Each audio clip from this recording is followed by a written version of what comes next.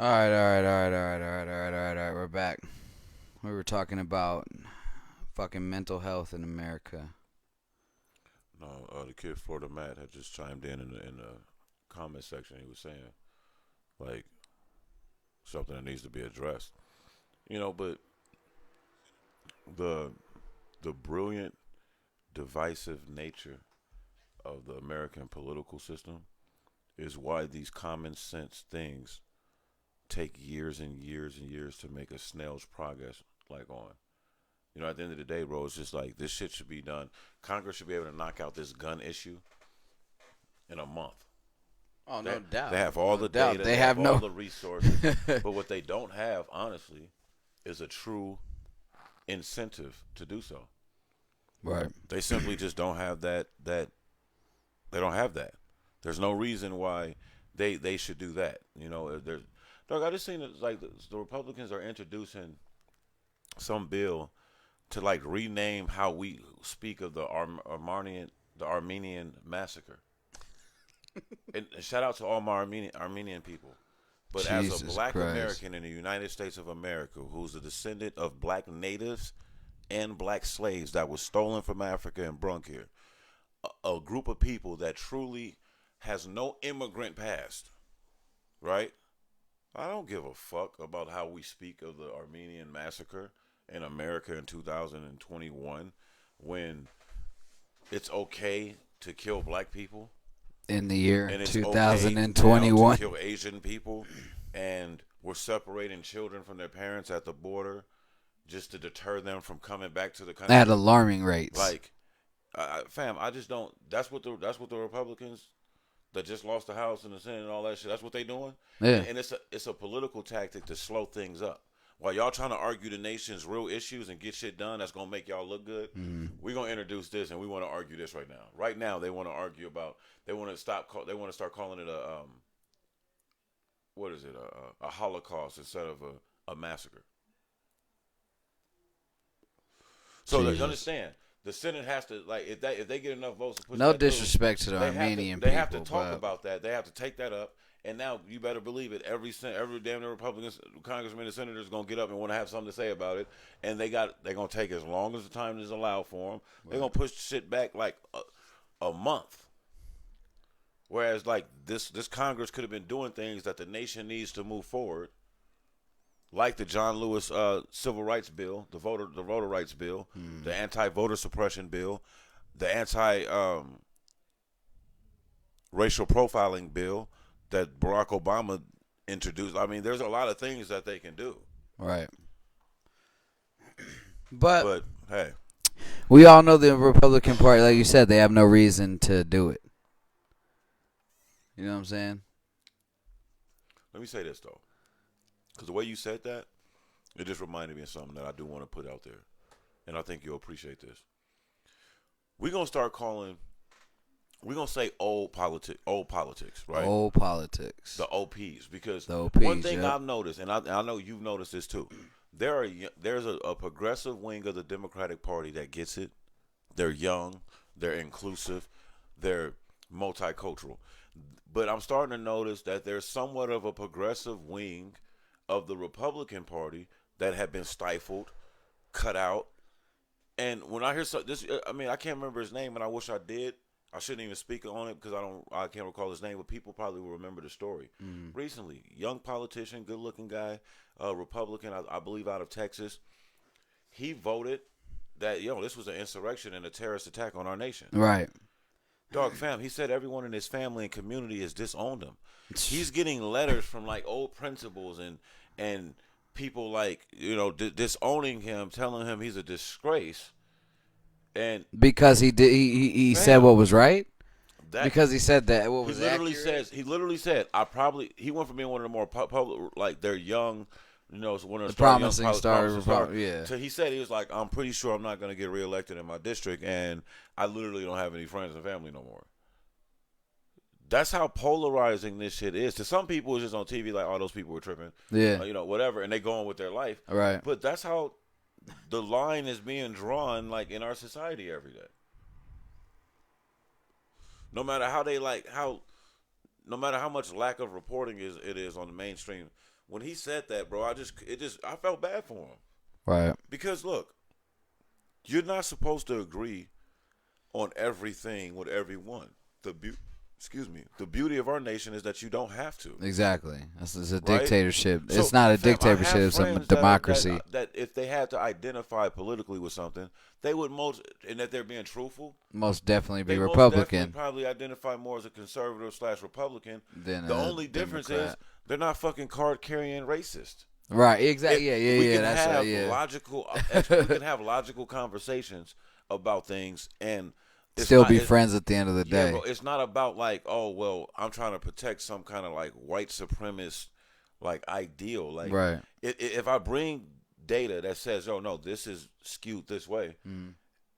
if it's respectable data, that you know what the response is. Oh damn, Keem, I didn't honestly didn't know that, Right. and I don't expect them to know that, right? Mm-hmm. And that's how you move forward. These same people get at me sometimes and be like, Keem, if you look at it like this, it's not even always about color or race. Maybe, Right. he told me, he's like, man, sometimes it's genetics. Have you ever thought about a genetic survival war? Huh? No, I know. I've never thought about that because as a black man, I don't really typically. It's not a stigma for me. If I have sex and create a child with any other color woman, Right. they might be a lighter shade of me. Right. Right. That doesn't. Now, if I reverse that and be like, man, okay, well now we're talking. Now we're humans, and we're like, okay, I get where some of that tension and insecurity can come from. Mm-hmm. Doesn't justify killing, lynching, and raping people. Right. But at the same time, I get now we're talking and we're communicating. Right. You know what I mean? But if you're gonna stand, the problem I have about some of these Republicans that are in leadership, even some of these Democrats that are in leadership, you've never been around Hispanics. No, yeah, But exactly. you want to dictate the rules and On stuff, how they come and here, or how they You've live never here, been or be here. around, young poor women, Right. or even poor white people, or any black people. Right. But yet you get to come in from your Ivy League school and your 4th, 5th generation wealth, and decide like, oh well, no, this is what the Negroes need. This is what Latin people need. This is what women need. Who are you? Because like these people, they didn't go to school with us. Or none of our they ain't going to school. They don't know nothing about us. They know we about don't us. know them. They know shit about us from TV. Like, fam, you should have to take a commonality test to be an elected official. And what I mean by that is like, hey, if you make immigrants take a citizenship test that, like you said, a lot of citizens can't pass. We couldn't pass that shit. Peep this. You shouldn't be able to run for office if you can't tell me how much gas, a carton of milk, a block of cheese, all that shit and a box of costs. fucking cereal costs right off the top of your head without talking about in your community. Ballpark. If someone else shops for you, Yeah. I don't think that you should be a leader of common folk. No. You understand what I'm saying? Like, I wonder how often some of these rich people like run out of gas. They don't, because they're not even fired. Or they're not. Yeah, because they're not used to having to get their own I'm gas. firing that goddamn Doc on. He didn't fill up the tank like I told him. Like, come, because you know why? You never see a fucking when's the last time you seen a picture of a U.S. congressman at the gas pump? I've never. And you would see it because they always love taking pictures of politicians out and about doing shit. I get why you ain't gonna never see a picture of Hove pumping gas, right? Or Kanye. That's dangerous. Everybody know them. Exactly. Your ass is motherfuckers don't know who the fucking Senator congressman of Omaha or some shit like that. Like, nigga, you know what I mean? Like, come on, bro. Nebraska is. You can go anywhere, and that's the thing. These are millionaires. Make no mistake about it. There are very wealthy people, middle-class for sure, elected officials in this country, if any. And that's another part of the problem. They don't know the struggle of the people that they represent. You know what I used to think, and shout out to my government teacher, man. Like, she was hating, but I know this. I knew this was a good idea when I was like 17, right. And I still think it's a good idea now. What if we had 2 sets of elected officials? A set for the wealthy and a set for the poor. That way it will promise that every type of American is being spoken for and being represented, yeah. Because if you're an elected official of the poor people, and now all of a sudden 2 years in, you driving into Murcielago and you whipping big Bentleys. You no longer represent. Well, yeah, because now we know, okay, you ain't really for us. You right. go over there and try to represent. You're going to go over there fast as soon as you can. There are elected officials, bro, that like, yeah, they might make decent money, based on like the position that they hold, Right. and that puts you in positions to be sound in other areas like investment, et cetera, et cetera. But there are people that go to work every day and do their job. Right. For the most part, it's like, yeah, look, every job has those perks. I don't give a fuck if you work at McDonald's, you're gonna take some shit home to your kids. Yeah, you gonna get some food. Every job, free you work food at the tire shit. shop, man. You ain't worried about if you gotta get a new tire. Yeah, right? you get cell phone company. Right. Every job has perks. So let's just be fair as Americans and say that. Right. I'm cool with our elected officials getting certain perks. Perks, but not like every handout in the book. What's the difference between an All-American, a All NBA player, or a former Heisman winner that don't pay for a beer or dinner in a certain town? If you're an elected official fighting for our health care and you holding us down, yeah, motherfucker, get a free steak. Right. But there should be a you limit. don't get to become a multi-gazillionaire and be elite as fuck. Live in an area that's so far away from any of our kids. Any of the constituents that you represent. Bro, like, that's where it's like getting out of hand. Right. It's like, damn, dog, like, Americans are cool with politicians getting over a little bit. Americans are cool with politicians being above them. To an extent. Dog, we're okay with that. Right. We're okay with, hey, man. You're supposed to be up. If you're standing in line in Las Vegas. Look, bro, if you next to go in line in Las Vegas and Floyd walks up, you're okay with the fucking club mouse like, hey, man, hold up 1 second. We gotta get him taken care of. Hey, now let's do another thing. Not Floyd. Some white dude, nigga, with some loafers or something that you don't know. You still gonna be like, well, shit, he must be somebody, right? It's just like, damn, we as American people, we're okay with being slapped in the face by certain people. Intuitively, we're okay with our neighbor getting a new car that we can't afford. Right. You might hate in the house, like, well, if I had to pay for this, I would do that too. But at the same time, nigga, we're not trying to kill a neighbor because he got a new car. No, yeah, exactly. Right? We okay. It's blase. It might be okay. Well, shit, I'm trying to get me a new car. Right. The motivation to do this. Right. But it's just like our politicians have gotten so comfortable of the fact of the lack of oversight by the everyday American. See, there's other nations, they're way more on their politicians. Like they own their ass about every little thing. Even in Great Britain, they be on the royal family about taking vacations that they paying for and things like that. We don't care that the president rides around in a jet that could be everybody's home. Right? We don't care. He's the president of the free world, that man. Nigga jet better. That nigga jet better than most people's houses, nigga. That's your perks, right? Right. So we're cool with that. Right. But it's just like, damn, bro. In a pandemic, you shut us all out of work. Can we get our money? And why is $1,200? Why $600? Why $1,400? Why can't we get like 10, 15 bands? Why we can't be? Why are we not getting a monthly stipend already as the richest people on earth? Right. And look, and the way they do it in America, they kill me. There's birthright Americans that's born here. Mm-hmm. So nigga, they get their little. Let's say they got their little stipend, right. And then let's say you set a time frame where other citizens that are new to America get to earn theirs. Get to earn the because stipend. One thing that we all do as Americans is get money taken out of our paychecks to go to Uncle Sam's donated places.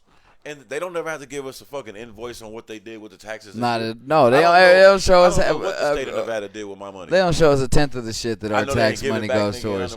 I know. Dieter ain't giving that back to us at all. They get to decide when we get our shit back. Hold on, let us fix this. Let us figure it out when it's gonna be good for you. Come on, fam. Like when they want to do when they doing wars and shit like that. Right. Boy, that money get in that account. Whoever got that contract, get in there fast. Money be. Oh, you want to go to school, financial aid and shit? Wait about 6 months. We'll get it to you. Yeah. And that's what I'm starting to notice. Like, I want American people to understand, bro. Like, all this divisive shit. Now, I say this as a proud black man that understands, like, yo, I don't care who laughs at me. Right. I don't care who thinks this. Like, call it what you want. There's something old to the black American community. And if you believe in all the things that they push forward in society, such as religion, karma, everything goes around, comes around, all these type of bullshit things that people push and swear by, hey, man, let's just get rid of the elephant in the room, right? Let's do that because when we do that, we can put everything else in perspective. We can put illegal immigration versus immigration in perspective. When you have a large part of like what would be illegal immigrants' allies are tied up in their own fight with the government. So we can't even help y'all because we fighting for our own safety. We're fighting for our own like education.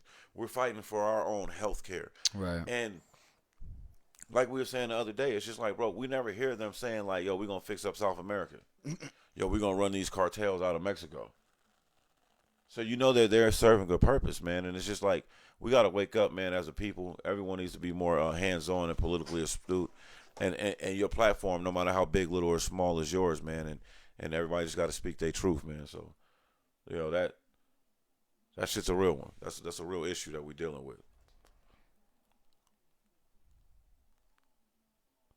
Yeah, that's facts. The thing about the thing about the Democratic Party, while they try to represent the common folk, like I said, there's a progressive wing that is aligned with that, but there is an elite wing of the Democratic Party as well, where they hang out at the same mixers and country clubs and that's the OP. That's the OP. That's the OP.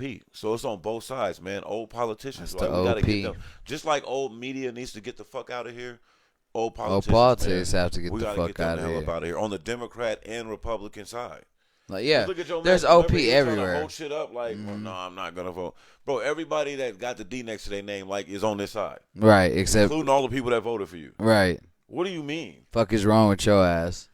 And then we got to revisit this age group thing, man. Yeah, because there's ageism going on in our country, and we don't talk about it because, look, I looked it up. The median American is 38. You know what that is for Congress? Ooh. 68. Yeah. The leaders of both parties, or both the houses, are older than 75. Right. Now, I'll get it. We have to get these vaccines to our elderly because they're vulnerable, etc. Right. But, dog, just look at how this country works, man. Like, they've tripled the cost of education, made every job or realistic career be pathed by some kind of like indoctrinated education, some kind of certificate passing program, right? Drove up the cost. And then you got people like that Republican senator that comes out and says the reason why he didn't vote to raise our national minimum wage to $15 is because when he was coming up, he came up on $150 an hour and then $450 an hour and then finally started making good money at $650 an hour. One of the reporters kindly reminded him that that $6 an hour was like 15 now is the equivalent of $20 an hour today. Oh yeah, I want to hear that shit. Shut your ass up. You just said you still was making $5 more than what we asked. Yeah, so shut your ass up, like, you know. And it's just like, fam, where are we at? Where are we at in a nation? Like, is it because we suffer from nepotism? I think that generation before us that got the big jobs and that corporation boom, right? And the Apple stock generation people, the Microsoft stock generation, all the big stocks, cats, all those cats. It's like, oh, don't worry, I'll pay for my kid. Yeah, that's why they're getting caught up on these scams, putting their kids on college. Oh, I'll pay my kids. They didn't have to teach their kids any type of money management or anything because they always had it. That are inheriting, like, the thing, like, dog, what are we doing as a fucking nation? Like, it's past racism, it's past sexism. It's been classism for a long time. I'm not fucking from Europe, and I don't want to ever wake up one day and be bowing to some fucking king as because they go down the street. That his blood is more important than mine. Right. Fuck out of here. And if you kind of close your eyes and squint, you can see that shit. Like, the way cats. What if Donald Trump was politically savvy, smooth, and articulate? He might have turned us into a dictatorship for sure. Obama version of Donald Trump. Yeah. This shit might be a dictatorship. That's scary. Because he'd have been smooth as a motherfucker. Like, he'd have kept us all happy. Like, you know what I'm saying? Signing all types of backdoor deals. Just like, go look at all the dictators. Dog, when Cuba, they loved Castro. Right. Dog, Stalin was loved at one point in time. Oh, they loved Hitler. Like, when you look at people that you look at as a dictatorship at one point in time, people loved them at one point. They were beloved. The people jeered them and was like, yeah, they were beloved. He's our guy. Right. Hey, man. It wasn't until they started doing the fuck shit that they lost their glow. And you brought this up to me. You said this one time during the whole political race. Fam, we took our loss like a man.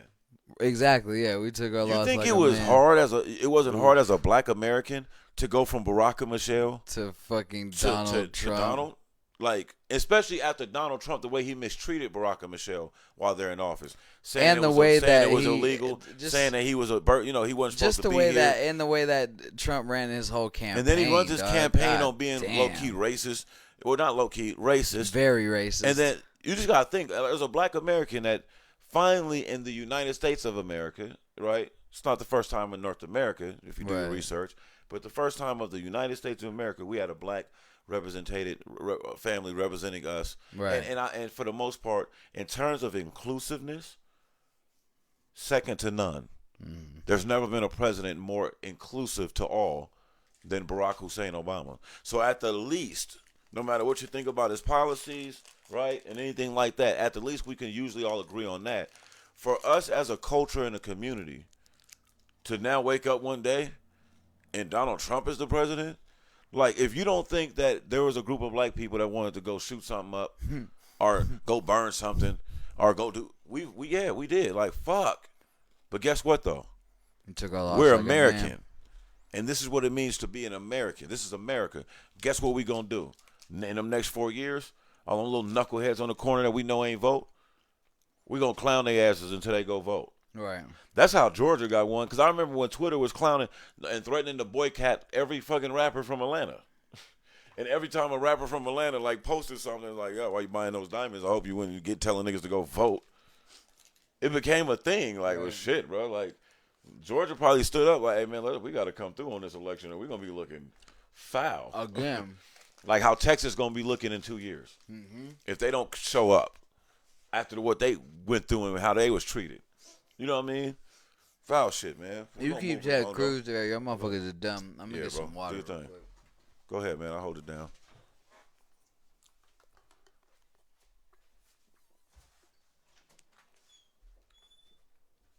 I keep meaning to bring a case of waters here, man, too. Shit. Wow.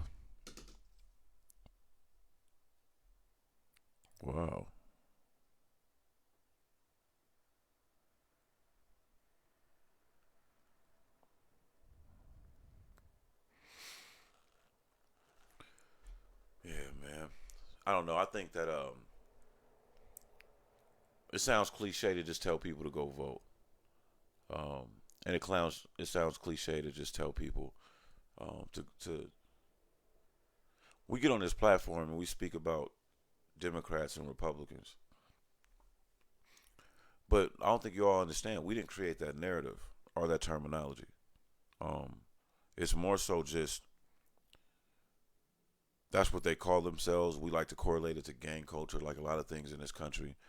And I just think that it's imperative that, like, people that you can vote a certain way just because you're used to doing it.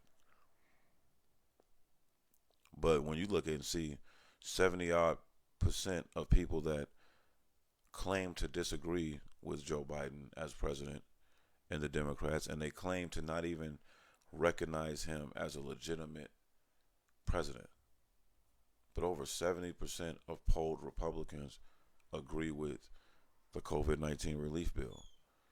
And not one of their elected officials that lead their party voted for it. But then you see them all go back to their constituents and tout the bill as if they had something to do with creating it for the people. You're talking about the stimulus? Yeah, and so at the end of the day, man, we just have to, there's got to be some kind of, like, onus on people, right? Right. It's like, fam, being politically astute, I get it. I can imagine if it's not something that you're not from a household that way or things like, I get it. But like, it's not hard to follow this stuff. It's not hard to just dip in, and we have all these different. I feel like at this point you kind of have to make a conscious choice not to have any type of political astuteness, even because with social media, the shit's in front of you at all times. Well, that's what I'm trying to say. Like, we have all these different vehicles that throw it in your face. From Twitter, Instagram, Facebook to I have Apple News on my phone that pops up with shit every day. You know what I'm saying? So same thing with Samsung. Like, there's no way that you have to be willfully blind to it, because like I get updates every day on Apple News when I wake up in the morning to news that went on for the day. You feel me? You said that. When I was coming up, especially when I was in Reno. Niggas had to read the newspaper when we Right. were coming up. That's how we But you watched know the what? fucking news. I always was offended when people would tell me, and I'm be honest with you, especially people that didn't look like me, when like things were going on that heavily involved people that looked like me, I would hate the excuse of like, oh, that stuff's a mess. That's why I don't even follow that, or I don't watch no news in my house. I stay away from politics, and I want people to pay attention what the people that take that stance often look like. It is a privilege to be in a nation and know that, oh, they'll figure it out. Right. It's a privilege to be in a nation and assume that your representation Is gonna has get your it best right for interest you at heart. when we know I they wonder really don't. what that would feel like if you woke up and we found out that a group of black politicians issued clearance to start chemical testing on white male fathers in a certain white poor neighborhood, like they did the Tuskegee experiments. Right. Like, would that make people? Because you see that I didn't understand this. There's a lot of Trump supporters that don't want to take the vaccine, and I thought that was going to be more in the black community because of the history. You know what I'm saying? But it scared me when I heard that. It's a clusterfuck of just misinformation going on out there. Fam, this is off subject real quick, but I was watching an interview of Osama bin Laden's niece, who's beautiful as hell. I don't care what y'all say.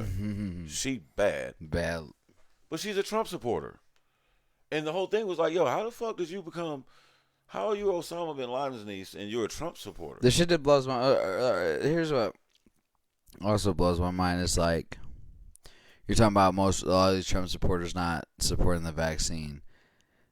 When I went to Texas, dog, it was disgusting the amount of people that didn't have a mask on. You see the numbers, right?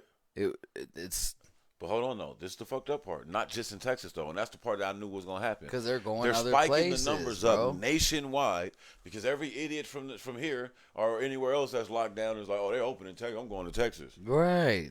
And I'm just like, fam, let's just all stay in the house, get this shit taken care of, man, so we can get back to our life. I was glad to get out of Texas as fast as I could. It was straight turnaround, nigga. You're not the only, ironically or not, I know somebody else that just came in town from Texas, had to go get their father. Because they was like, nope, my dad got health issues and y'all tripping. Yeah. When got they pops and brung them back out here. I had to realize I realized when I was in Texas, like you don't really realize when you hit the new state or whatever if you didn't see the sign or whatever.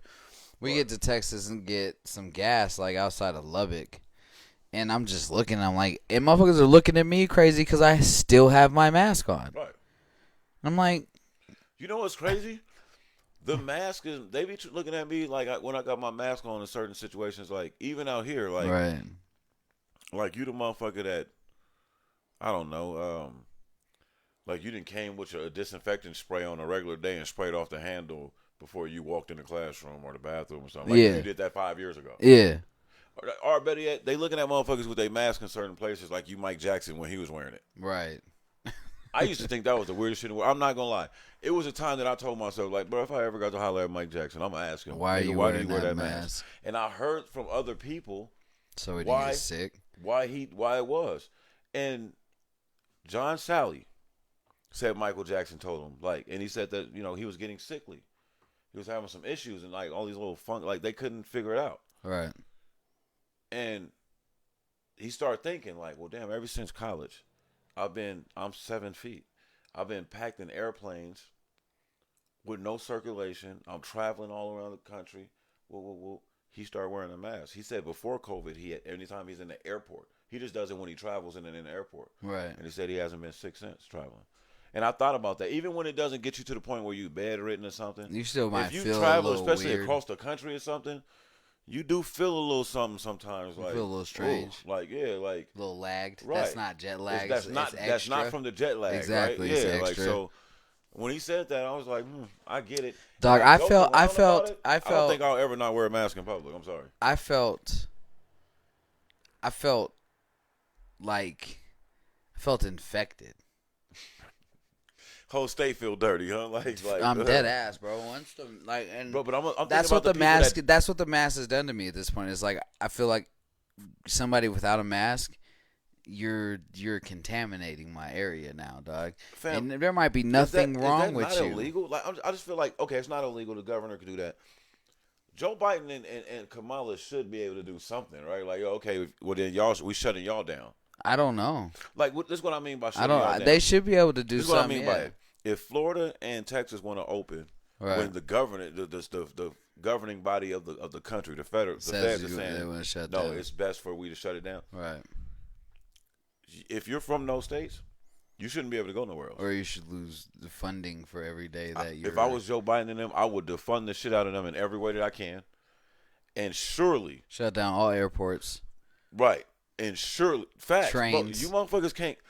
Look, I got family in Texas, right, and Florida, right. My grandmama from Florida. They say the spike is bad in Florida through spring break. All I'm trying to say is, if you're from Texas and you're from Florida, your ass should be able to come here. No, you or go to other states. No, fuck might not. You shouldn't be able to leave Texas. You should, if you want to party so bad, party right where the fuck you at. You don't need to travel nowhere else. And if you from here and you go to Texas, that means you should be a month quarantine when you come back. Shout out to my nigga Menzel, man. Like, is in Florida, and his ass too. And he ain't decided, but I'm like, bro, y'all niggas, cause y'all cooking up a different immunity, right? Y'all a nigga from Florida and Texas might be superhuman by the time this this shit's shit is all over. Right? Nigga, like, yeah, nigga, I don't get no sick virus at fucks all. with me. Cause you done had it, transferred it, and y'all just living in this shit, and y'all done built up maybe the natural immunity. Y'all just living in it. Yeah, man, we been shut down over here. My shit ain't strong at all. My immunity, I ain't been around too many people, fam. Yeah, what if we start getting hella sick easy now because we've been wearing a mask for 2 years? Cause we don't be in crowds or nothing no more. Nothing, bro. You might go to the movie theater, nigga, 2 years from now and get sick from that shit. Catch pneumonia or some shit. That's what I said. Now, I don't know if I'll ever walk around without a mask. Without a mask, right? I can't even shake hands with motherfuckers I don't know. Fam, I went to, how you go to a little corner store and it should be stinking sometimes? I had the mask on, my nigga. It didn't bother me. Dog, I didn't let Jalen touch anything in any store, right, nothing, nigga. I get that. I touched everything. He's still building his immunity. Right. I get all that. But I was like, don't touch nothing. I will touch it for you. Right, yeah, so don't touch that. I hear that. It's dangerous, dog. Like, and then it's cats that like look at us like we're way overreacting. Like, you know what I mean? Yeah. But I'm just like, dog, I don't know. I'd rather overreact. Mm-hmm. Now, don't get me wrong. I understand it's a time we're gonna have to evolve back to somewhat of normality, right? Like, I'm not one of those dudes that's like, okay, regulate this shit, change this shit forever. Right. And I think some people are fearful of that. Man, I took Jalen to the jump place, dog. I'm gonna tell you one thing: trying to do any type of activity with that mask on sucks. That shit is your life feels threatened.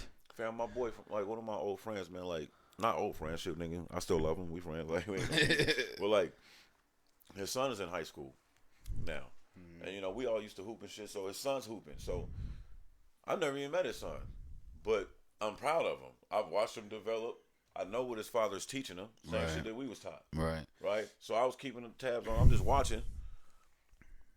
And I'm looking at him like, I know that little motherfucker ain't grow a James Harden. But what it was is he had a black face mask that he had just went to the hole and got fouled and it got knocked down and he didn't fix it. And it hit me. I was like, these little cats is out there playing high school basketball with face masks on. Mm-hmm. You know how much that would suck, fam? Right. Do you know how much stamina they're gonna have though once that mask? You know they raising killers and they don't even know it. Right. Like niggas gonna get to college like what? We're having all type of in breath, high school with a whole lungs, face mask, big on, ass lungs. Nigga. Especially this shit go like two. Nigga, I've been wearing face masks for the first 2 years of high school and I'm ready. It's just crazy. Ever run out of like, gas? Nigga. I thought about that and I was like, it's just like the little things. You know what I mean? Like, you remember how I used to complain every day when I was doing that construction shit? Yeah. What was the main thing I complained Your about, mask. bro? The job hard is hot, all that. Yeah, I get it. Hey, this mask, though, the fact that I got to wear this mask. Hey, that day when you had to walk home. Bro. And it was the middle of summer, Hey, nigga. and let me tell you why this is crazy, though. It was midsummer. But let me tell you why this nigga, the thing is, I didn't even have to. I just refuse to, like, be up there waiting. Like, nigga, I got to be moving to my destination. Hey, and then I just misjudged it. Like, you know what I'm saying? Like, yo. Yeah, this shit mad far. Yo. Hey, the funny thing is though, You don't realize something's mad far or too far until hold you're on. at the point of no return. Right, exactly. Fam, I wasn't, and then I was more so mad at myself. Like, nigga, what the fuck I was thinking? Hey, but I remember that day. Like, the thing that was crazy about it is just not taking that face mask off, nigga. Like my face, nigga. That air it was hot, but it was feeling bomb still. That like air was good to that's your how face, you know. nigga. I'm like, bro, that shit ain't right, man. That's nah, we're right. not supposed to be wearing a mask all the time. And they be bullshitting, like because at the end of the day, in that circumstance, we ain't need mask on like that. But that was just for the look, like I don't want nobody to get fined, something happen, get sick, y'all. But no, maybe you did need the mask. You know what the rest of them workers is doing on their off day. Yeah, but like we still building a building, like it's not even all the way confined. Oh yeah, there's remember, air like coming it was all through, kind of shit going through. yeah. Like that's why they was hating on trying to turn the AC on, because they was like, nah. But then what happens is when they get the shit hooked up, the foreman nigga went over there and was like, yeah. Had that shit chilly as a motherfucker in certain spots. Niggas be over there just lay out like fuck around and fall asleep on it and take a whole nap on the nigga. Wake up like, oh shit. Where Akeem at? No, that's the funny thing about construction and shit like that. You don't really have that kind of oversight. Everybody be like if you do, motherfuckers come check in like on an hour maybe, like everybody good, and then if they don't see you, they just assume, oh, you just took a break. You could have just took that break. You know? You could have just took a little nap over there. That makes sense over here. I've been over here for 2 hours. Knocked. Paycheck. Nigga woke up like, oh, and everybody just look at you like normal. Like, nigga, what's wrong with you? That's how you know. Like, oh, okay, they ain't on to me. But still, either way it go, man, I don't want to talk about that shit, man. That shit sucks. That shit is a real bummer. Well, they fucked your whole wrist off. Oh yeah. I'm gonna go to. We're gonna get to the Rico shit. We're gonna end in that in a second. We're gonna get in that second. Hold that. I got you on that.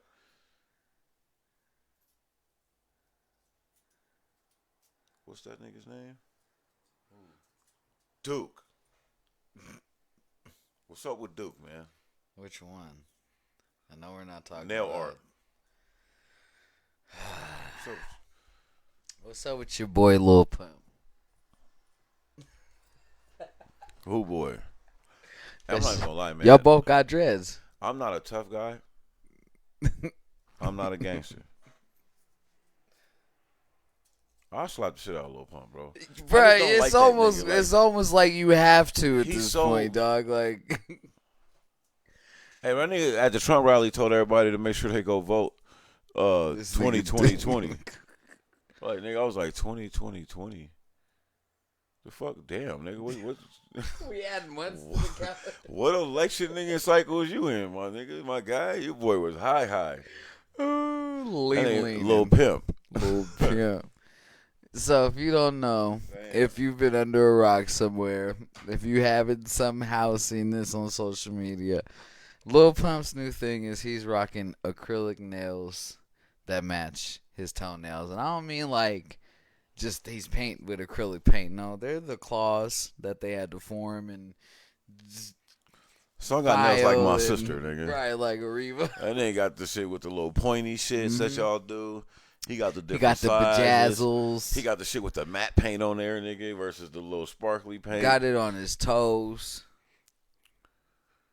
Yeah, he got like it looked some acrylic type shit on his nails. No, too. It was acrylic. Yeah, fam. Okay, so how do we feel about this? Now this is gonna get touchy for some of y'all because the LGBTQ community feels everybody should be able to represent themselves in the way that they feel is right. I agree. But what I do not get on board with is the demasculation of man. What if it's a demasculated man already? Because the only one I'm saying about this, I feel you on that because that's the thing, and we could talk about that. But I just want to throw this before we get deep. He's kind of effeminate. Yeah, before we get deep, I just want to throw out there are he's kind of non-masculine men. You know what I'm saying? But listen to the shit he but fuck all that. Fuck all that. We listen to him rap about getting top and all types of shit, fucking bitches. I mean, not. I'm talking about the collective. Oh, so you ain't listening to shit, Lil Pump, nigga. Neither have I. Well, you a DJ. Yeah, you might have played some of this shit because of a request. I've heard can't many name. Lil Pump songs. Oh yeah, Gucci Gang, Gucci Gang, Gucci Gang. That's him, huh? And we're talking about fucking bitches getting top and all that shit. That's some masculine subject matter, correct? I don't know. We would consider that as a masculine I don't know, because I feel subject like matter. if I was gay, I'd be the gay version of me, nigga. I'd be trying to get some bitches and do some top. But he be talking about females though. Oh yeah, he does, huh? Yes. Well, yeah. So I'm saying that's a masculine thing, right? That's a machismo. He be thing. talking about gunplay and all that. That's right. That's So everything he talks about is masculine and is masculine in theme and in tone. But then for you to take it to that level to where you're doing demasculated shit, I can't allow you to do that to any man. I don't give a fuck what the color of that man is. But even more so that you try to represent this fucking culture called hip hop, and there are little black kids and black men that are listening to your fucking music. I can't have you in here.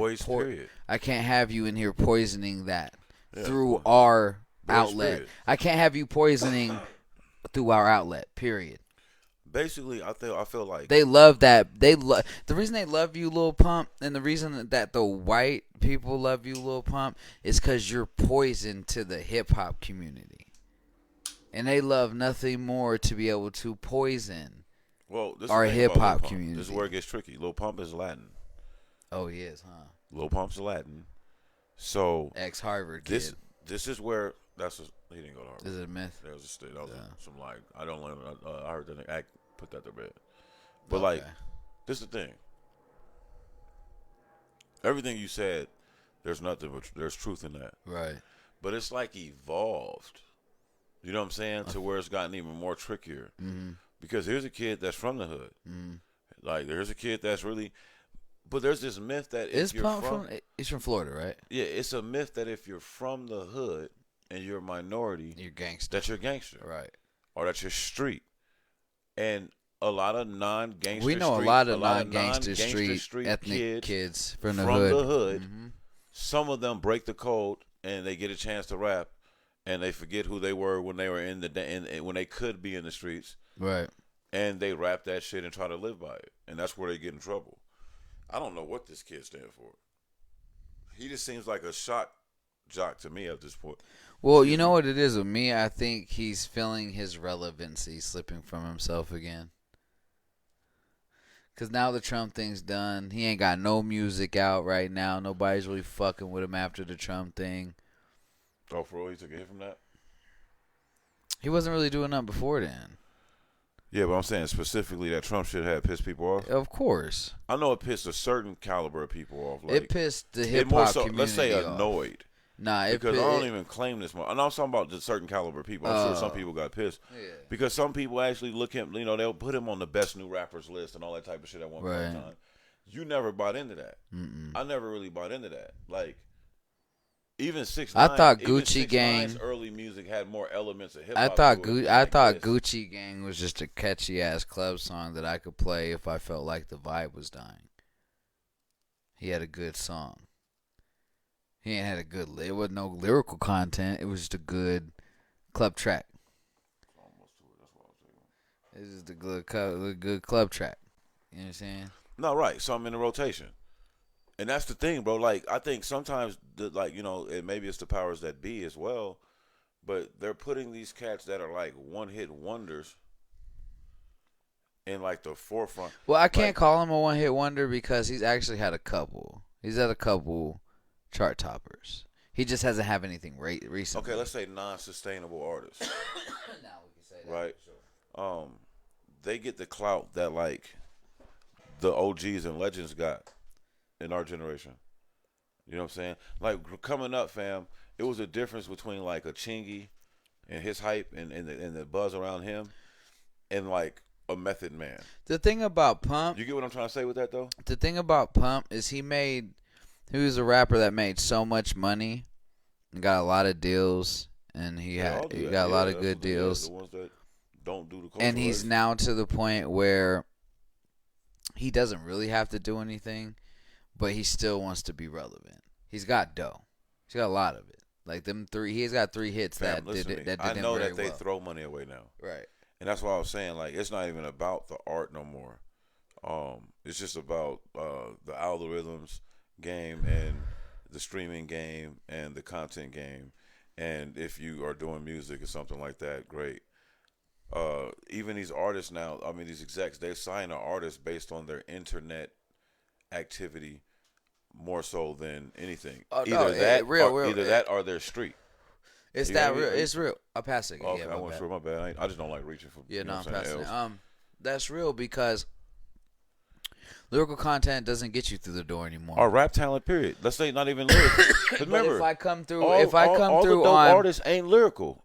if I come through with a collective 5 million followers between Facebook, You're out of here, buddy. Instagram, Snapchat, and Twitter, It was like the nigga. signed. It was like Nas rapping at the live at the barbecue. right? When all the A&Rs first heard him, yeah, that's what they gonna do to you when you I'm walk in signed. with 5 million. Exactly. If you got 5 million, because all they're looking at is 5 million record bro, sales right there. That's it, That's all they're looking at. dog. What they're looking at is that's guaranteed 500,000 record sales. And that's the thing, because back in the 90s they had to do that research themselves. Where is this person going to sell the most? Where is their biggest fan base? They can rap their fucking ass off, but where can we sell them at? Now it's, we already know where they're sold at. We already got the research done here just looking at their social media. We know 5 million followers is at least going to get us 1 million sales. That hurt the Irv Gottis of the world. Yep. The Dame Dashes of the world. They got rid of the Irv Gottis, the Dame Dashes, the Babies. They moved them out the way for the most part because they was the ones that could tell you, this my new little man, he hot. Right. Oh, go get him, he hot. Right. And that made them powerful and wealthy. And they now they that. took it out of it. Basically, you don't even need A&Rs anymore. Facebook is the A&R. Yeah. You know, no, the fans the A&R. The I know. Look at however many people we got are the A&R. Exactly. That's the A&R. You know what I'm saying? So it tells you. 1.4 million followers on Facebook is the A&R. That's my ticket in the door to any record company is 1.4 million followers and 10 million views on this one song. And then when you can show them nigga that on your activities, like, look, man, about 20, 30,000 people is going through my shit an hour. Yeah. Okay, now we talking ad play. Yep. You know what I'm saying? And that used to be a slice of the pie that artists didn't even know was on the table. Yep. You know what I mean? They was divvying that shit up before you even got to the dinner table. Like, yeah, you got no advertisement think money. about that. You know what I mean? But it's just all in like evolution of. But back to Lil Pump. Man, it's embarrassing that it's starting to hip hop's inclusiveness is starting to make hip hop embarrassing. Yeah. Yeah, because we are including way too many fucking people. Think about it was quantity over quality. Think about the quality of the game when you knew that you had to be nice at rapping off the top of your head. Think about while your man made a beat to be a serious rapper. Let's think about this. Cause nigga, if I knew the game was gonna get here, I could have started rapping. Let's think about Jack Harlow, Jack Harlow, Lil Pimp. Give me another white rapper. Post Malone and Macklemore all had to come out at the same time as Eminem did in 99. 97, I mean. I'll be honest with you. I feel like Macklemore was going to be all right no matter what era he came out. I think that's a jazzy-ass, talented white boy. Not Macklemore. I mean, fucking rest in peace. I didn't say Mac Miller. Mac Miller. I didn't say Mac Miller. Okay, you left that name off? I said Macklemore. Oh, okay, yeah. Yeah, I didn't say Mac Miller. See, and I never really heard Jack Harlow I rap. said these whack-ass white rappers that are now blowing the fuck up. No, wait, stop. I'm not going to do that. Fam, I'm not about to do that. I'm not picking on the whack. No, I mean, no. I'm not saying you are. Let me say it. Let me respond. Let me get one. But what I'm saying, do you think they would have blown up? Lil Pump's not white, but he is whiter skinned. Hear what I'm saying? Right. Yes, to an extent. If they had Dr. Dre producing them, yes. No. Because let me rephrase. Okay, let me rephrase. Not would they have blown up. Would they have got their foot in the door? Yes. Back in 97? You gonna let me answer your question? My nigga, do you know how low the fucking bar was for a white rapper in 96, 97? Like, most fans that started listening to Eminem didn't even listen to Backpack Rap. hold on. Let me speak on this one. A lot of Eminem's early fans, right, came from that wave of Interscope. Look at the artist that was on Interscope when they was running shit. Snoop wasn't at that time a real intricate lyricist, and like it was more simplified rap and more beat derivative. So like I remember a time when like a lot of my friends that really didn't like really check for lyrics, they was like Eminem was over their head, but they was just more shocked that damn, you hear this white boy spit? Like he can rap and he's comfortable with it, and he can actually rap. Do you think we would have been as accepting of it? Bro, you got to defy accepting of it because would we be as accepting of a Lil Pump back then? The actual real hip hop artists, the niggas He's who not a white rapper. I want to keep it. You said white rapper. Let's fuck white rappers. Take white rapper out of it. Said that. Lighter skin rappers. Yes, nigga. There's never been a problem with light skin rappers. I'm not saying there's a problem with that, but would we? Nigga, you keep asking me the same question over and over because you don't like my answer. No, because I don't feel like you're. Yes. Think about who was the white rapper out before that. Scratch MC Search, man, because MC Search nobody. That's to the side. But like mainstream to the crossover of pop, you had Vanilla Ice, bro. And Vanilla Ice, for what he was worth, nigga, the fact that he was a white boy that was dancing like a nigga and rapping, the world had never seen a white rapper. So if you mix him with Macklemore would be on an Eminem level because nigga Macklemore can put bars and assemblies together. They just might be corny and you might not like them, but you'll be like, oh okay. I personally don't feel like they would have been accepted into this culture like they are now. I don't feel like them record sales would be the same. Eminem didn't come in the culture dolo, fam. He came with the God producer. But okay. So here's he had a stamp. Now you brought me back to a point that I forgot because you were going on about your point. Well, no, I was answering your question. Yes, but I forgot another aspect of this. We'll get the question all out first. It's not. No. The question's not all out, or it's not about getting more of the question out. It is accepting as what I mean is. Do you think somebody would have signed them? And back one in of like those rappers back when back in like the 90s. You know why? Because I can personally tell you, and you can look this up, especially even from New York to California to Texas. All the young CEOs that we was just talking about, the Irv Gottis, the D's and all the niggas of the Rough Rider camp and all them niggas. It's a reason why Eminem touched a few camps before he got signed. Right. The Terror Squad was trying to sign him.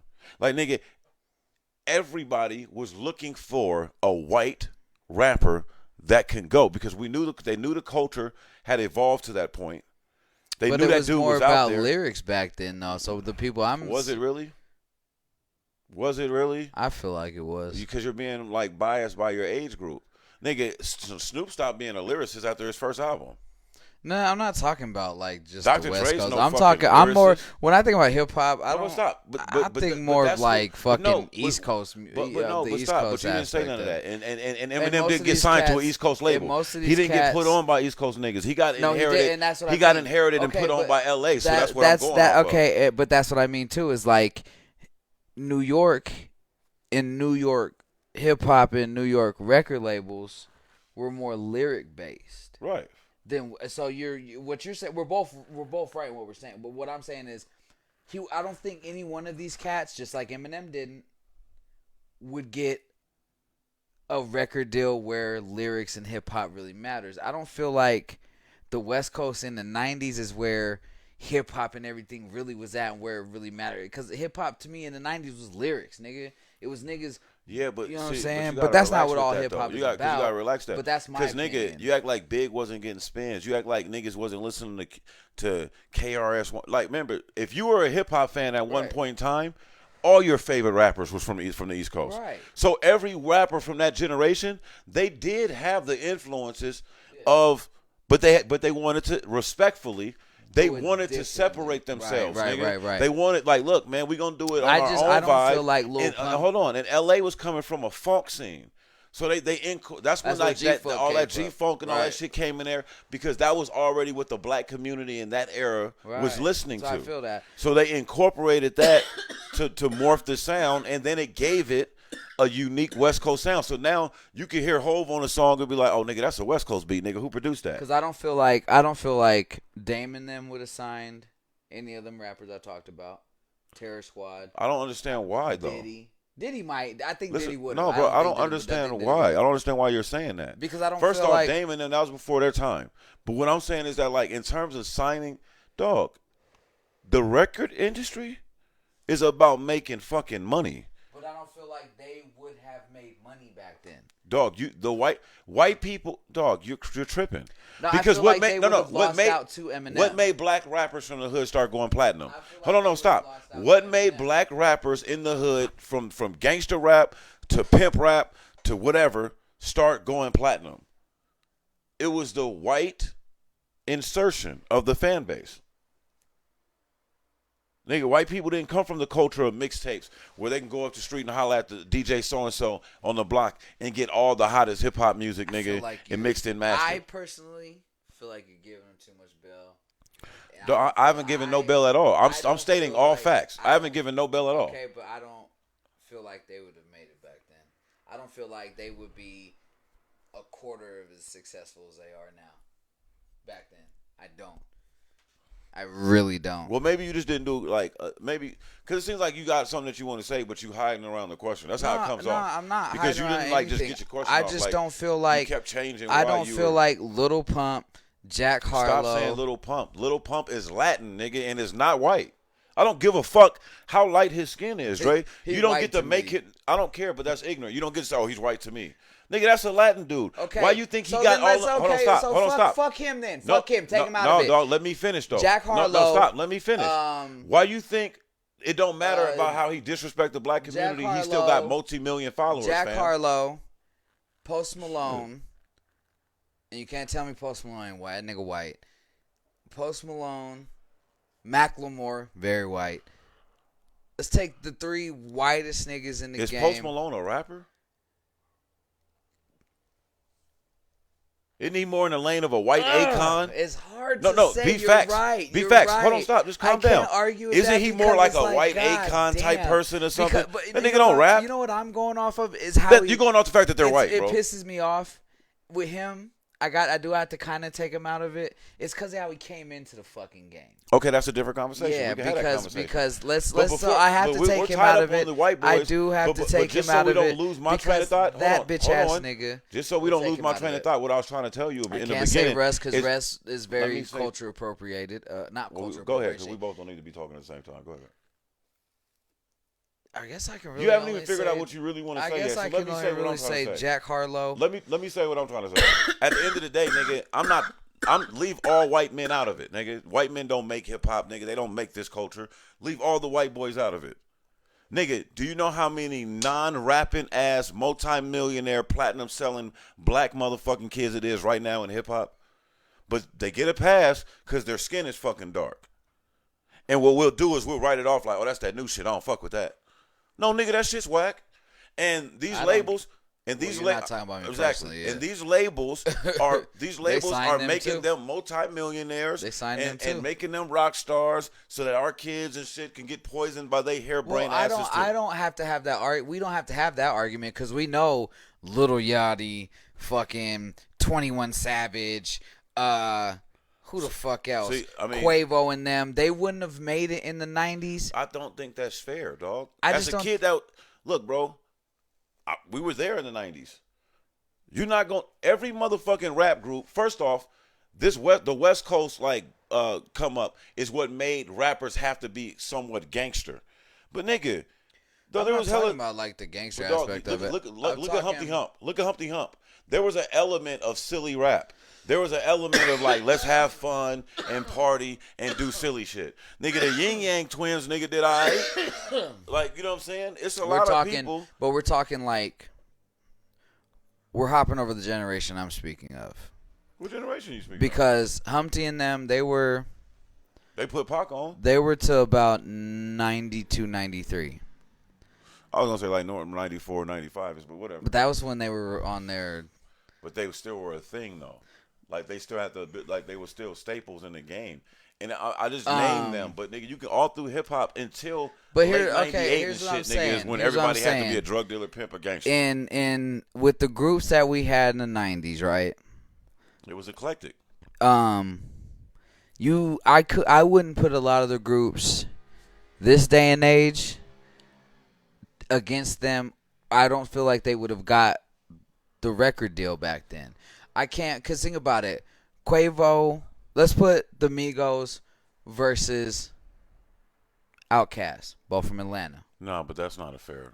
No, but They don't make the same type of music. I'm just saying. We're talking about. What about the Migos versus them. like Goody Mob or some shit like that? I don't feel like they would have got signed. Or what's the one niggas? I know you ain't talking about Scarface's group. Hey, let's get away. Shorty, we can do. Hey, baby, I was thinking. Who was that? Why you do that to me? That's T.I. No, but it's not T.I. It's the nigga that they sampled that from a. It was two of them niggas. I can't think of their name. Oh, Phil Mob. Is it? I don't know if it's. No, because you're thinking. No. They didn't sample for nobody. Jazzy Faye made that beat and sung the hook.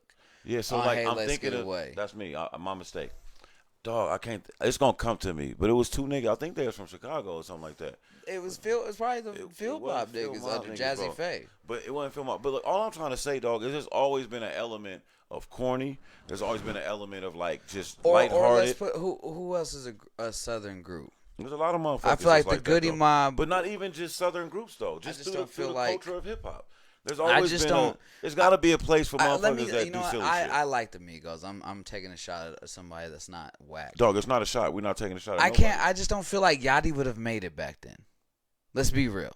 Lil Yachty would have not made it back in the 90s. Okay, so peep this. Little C's never rapped. Never really wanted to rap. Big got popping.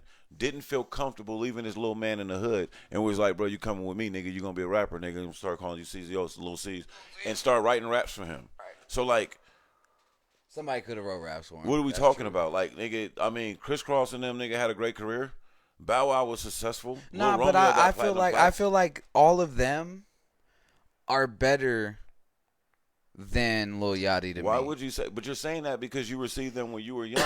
So when you were young and we would see Lil Bow Wow and Lil Romeo do certain things, it wasn't really necessarily corny. No, it was just like damn, that's wrong. When I was that age, I wish nigga I could do that. Because I thought Lil Bow Wow and Lil Romeo were mad corny. You can ask my brother. Okay, feel me. I did not like them. No, understand what I'm saying. I'm not talking about like their music and their overall presence in hip hop. I thought they were corny. Listen to me. I get that. We all did. What I'm saying is though, it was still relatable. When you're only 16 and them motherfuckers is like 16 and they on MTV Cribs, you gonna be. What you're saying is corny. Is that Bow Wow's the same age? What you're saying that's corny is that if I had this in this space, I would be doper, do way more fresher shit than him. He's corny, but there's still some admiration in the fact that like, damn, nigga, he's getting. Nah, it. do you know what I didn't like about Bow Wow or Romeo? I just don't didn't jump like around though. Stop like cutting me off and jumping around. That's it. Let's get to the feelings of like, what if you were Lil Yachty's age, nigga, and you was college age, and you went to school and like he's doing things that's relative to kids his age.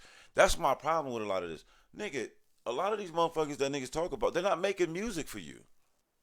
You think Lil Yachty is making music for Akeem and Dre to listen to? Nah, but it's not even just the music, just their overall. Do you think his presence? Do you think he makes an opinion? Dog, that's no different than our generation with the older heads. They thought we was disrespectful. We was the first generation to start talking about killing and selling dope on records. They thought we was breaking all kind of codes. And you know what Pac and them was saying to them niggas? Niggas suck my dick. Nah, I don't like a lot of the new rappers' opinion on the game that they're coming from. You know what I'm saying? How? Lil Yachty, he has some disrespectful shit to say about some of the legends in this shit. And it's like, these are the people It's that his culture to paved say the way though. for your But shit, this is the bro. thing though. Calm It's not. down. But he's not an outsider of the culture. I'm not saying he is. And no. This But is fair calm to say down. though. But this is fair to say. What Biggie, Jay-Z, and Nas do don't really make the South move. And it was a time that nigga, yeah, there's niggas in the South that fuck with them, but they got their own legends, bro. Like right now, you're as a kid from the Midwest / West Coast, nigga, that's a hip hop artist and fan. You put Andre 3000 on a high pedestal, and you think that, like, you say, oh, nigga, like, well, you know, Atlanta, you know, 3 Stacks, he's a god out there. But nigga, go to Atlanta and invoke Andre 3000 in a conversation versus Future and Jeezy and watch how them ATL boys laugh you out the fucking room, nigga. They don't respect that because they look at them as niggas that they legends. They the first ones to do it, but they really was jacking that East Coast shit. Them niggas, they don't. That's why you don't hear no Andre 3000 influences coming out of Atlanta. They all come from fucking the West Coast, like Kendrick, or the East Coast, nigga. Like, you know what I'm saying? Andre 3000 is more respected lyrically in New York City, Los Angeles, California than he is in ATL. Like, everybody I talk to out there be like, yeah, he cool. They respect the fact that they're pioneers, and they respect the fact that they the ones that kind of made it to where, like, you can't say niggas in Atlanta can't rap. And to this day, we still give niggas in Atlanta somewhat of leeway because of Outkast and be like, and niggas like T.I. and be like, nigga, well, niggas, they can rap from Atlanta, but a lot of these niggas ain't rapping. That's why I like Lil Baby, because he be rapping. Right. Say what you want. No, Lil Baby cool. He be rapping. And now, with Lil Baby, now, to what you're saying, in an era where it was all about lyrics, and the way you got your record deal is like, okay, I got this nigga from Atlanta named Lil Baby. Oh, it's just all another nigga from Chicago or Brooklyn. Nigga, we thinking about signing him. All right, well, nigga, hey, everybody in the meeting room, come over here to the conference room, man. These two niggas gonna battle. Nigga, go for your record deal. Because that's how niggas got record deals in New York City back in the day. And a lot of you had to bring your ass to the label. Nigga, they was gonna have a couple dogs. Do you agree with me that a lot of these niggas would have failed that test? Dog, I agree with you. But the only where I disagreed is like the angle you were coming from, like, because I don't feel like they would ever get signed. I'm saying outside of like Kendrick, Drake, Wale, J. Cole. How can I forget J. Cole? Like, outside of that caliber of this younger generation rappers, bro, none of these niggas was gonna get a deal back in the day. But that's where the game was kind of wrong though, because that's what took. There was a gap that was missing. But there needs to be an alternative rap space. And some of these niggas is alternative rap. Like, they're not hip-hop. And when you disguise them as hip-hop, and when they get awards as hip-hop artists, that's when, niggas like us is going to feel away. Like, oh, nigga, this ain't our code. But the confusion going on is like, nigga, there's space for all of us. And they know that they not us. They know that they not cut from this cloth. They not trying to be. They doing their own thing. Because I heard Irv Gotti say it. He was like, bro, what was these young kids going to do? How was they going to rap about selling keys better than Hove? How was they going to be more gangster and poetic than nigga Tupac? How was they going to be more rhythmic and saucy as like a Nas and Big? Nigga, you can't. You wasn't going to out West Coast nigga Snoop and Game. Nigga, like, everything's been said, nigga. Everything's been done. Y'all had to go do something different. And they did. And that, unfortunately, it's under the umbrella of hip-hop to the point where, like, it all gets lumped together. So one of them little niggas might get best hip-hop artist, and then it might be some real hip-hop shit that was up against. Do you know what they consider? And it might make you feel a certain way. They be calling Lil Yachty bubblegum trap. I don't know about that. I don't know nothing about fucked that. Up. That's like they would niggas started calling him as bubblegum trap. Bro, I'm gonna be honest with you. I don't even really know the difference between trap and like any other type of shit. I don't have a skilled ear for the trap.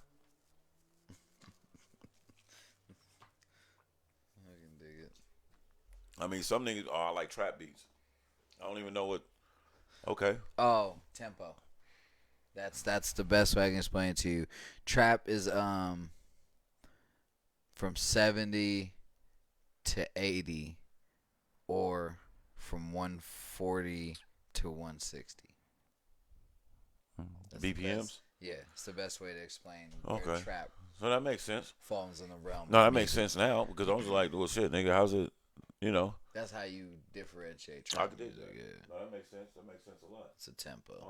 EDM or dubstep, same way. Dubstep's between 70 and 77. Right. Okay. So, like, moving along, man.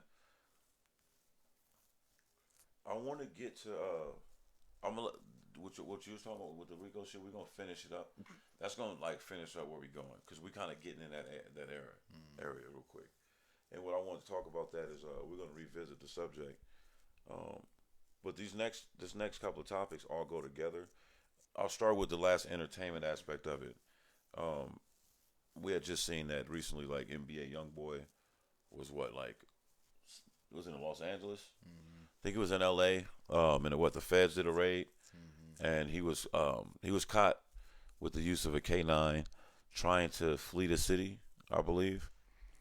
First off, man,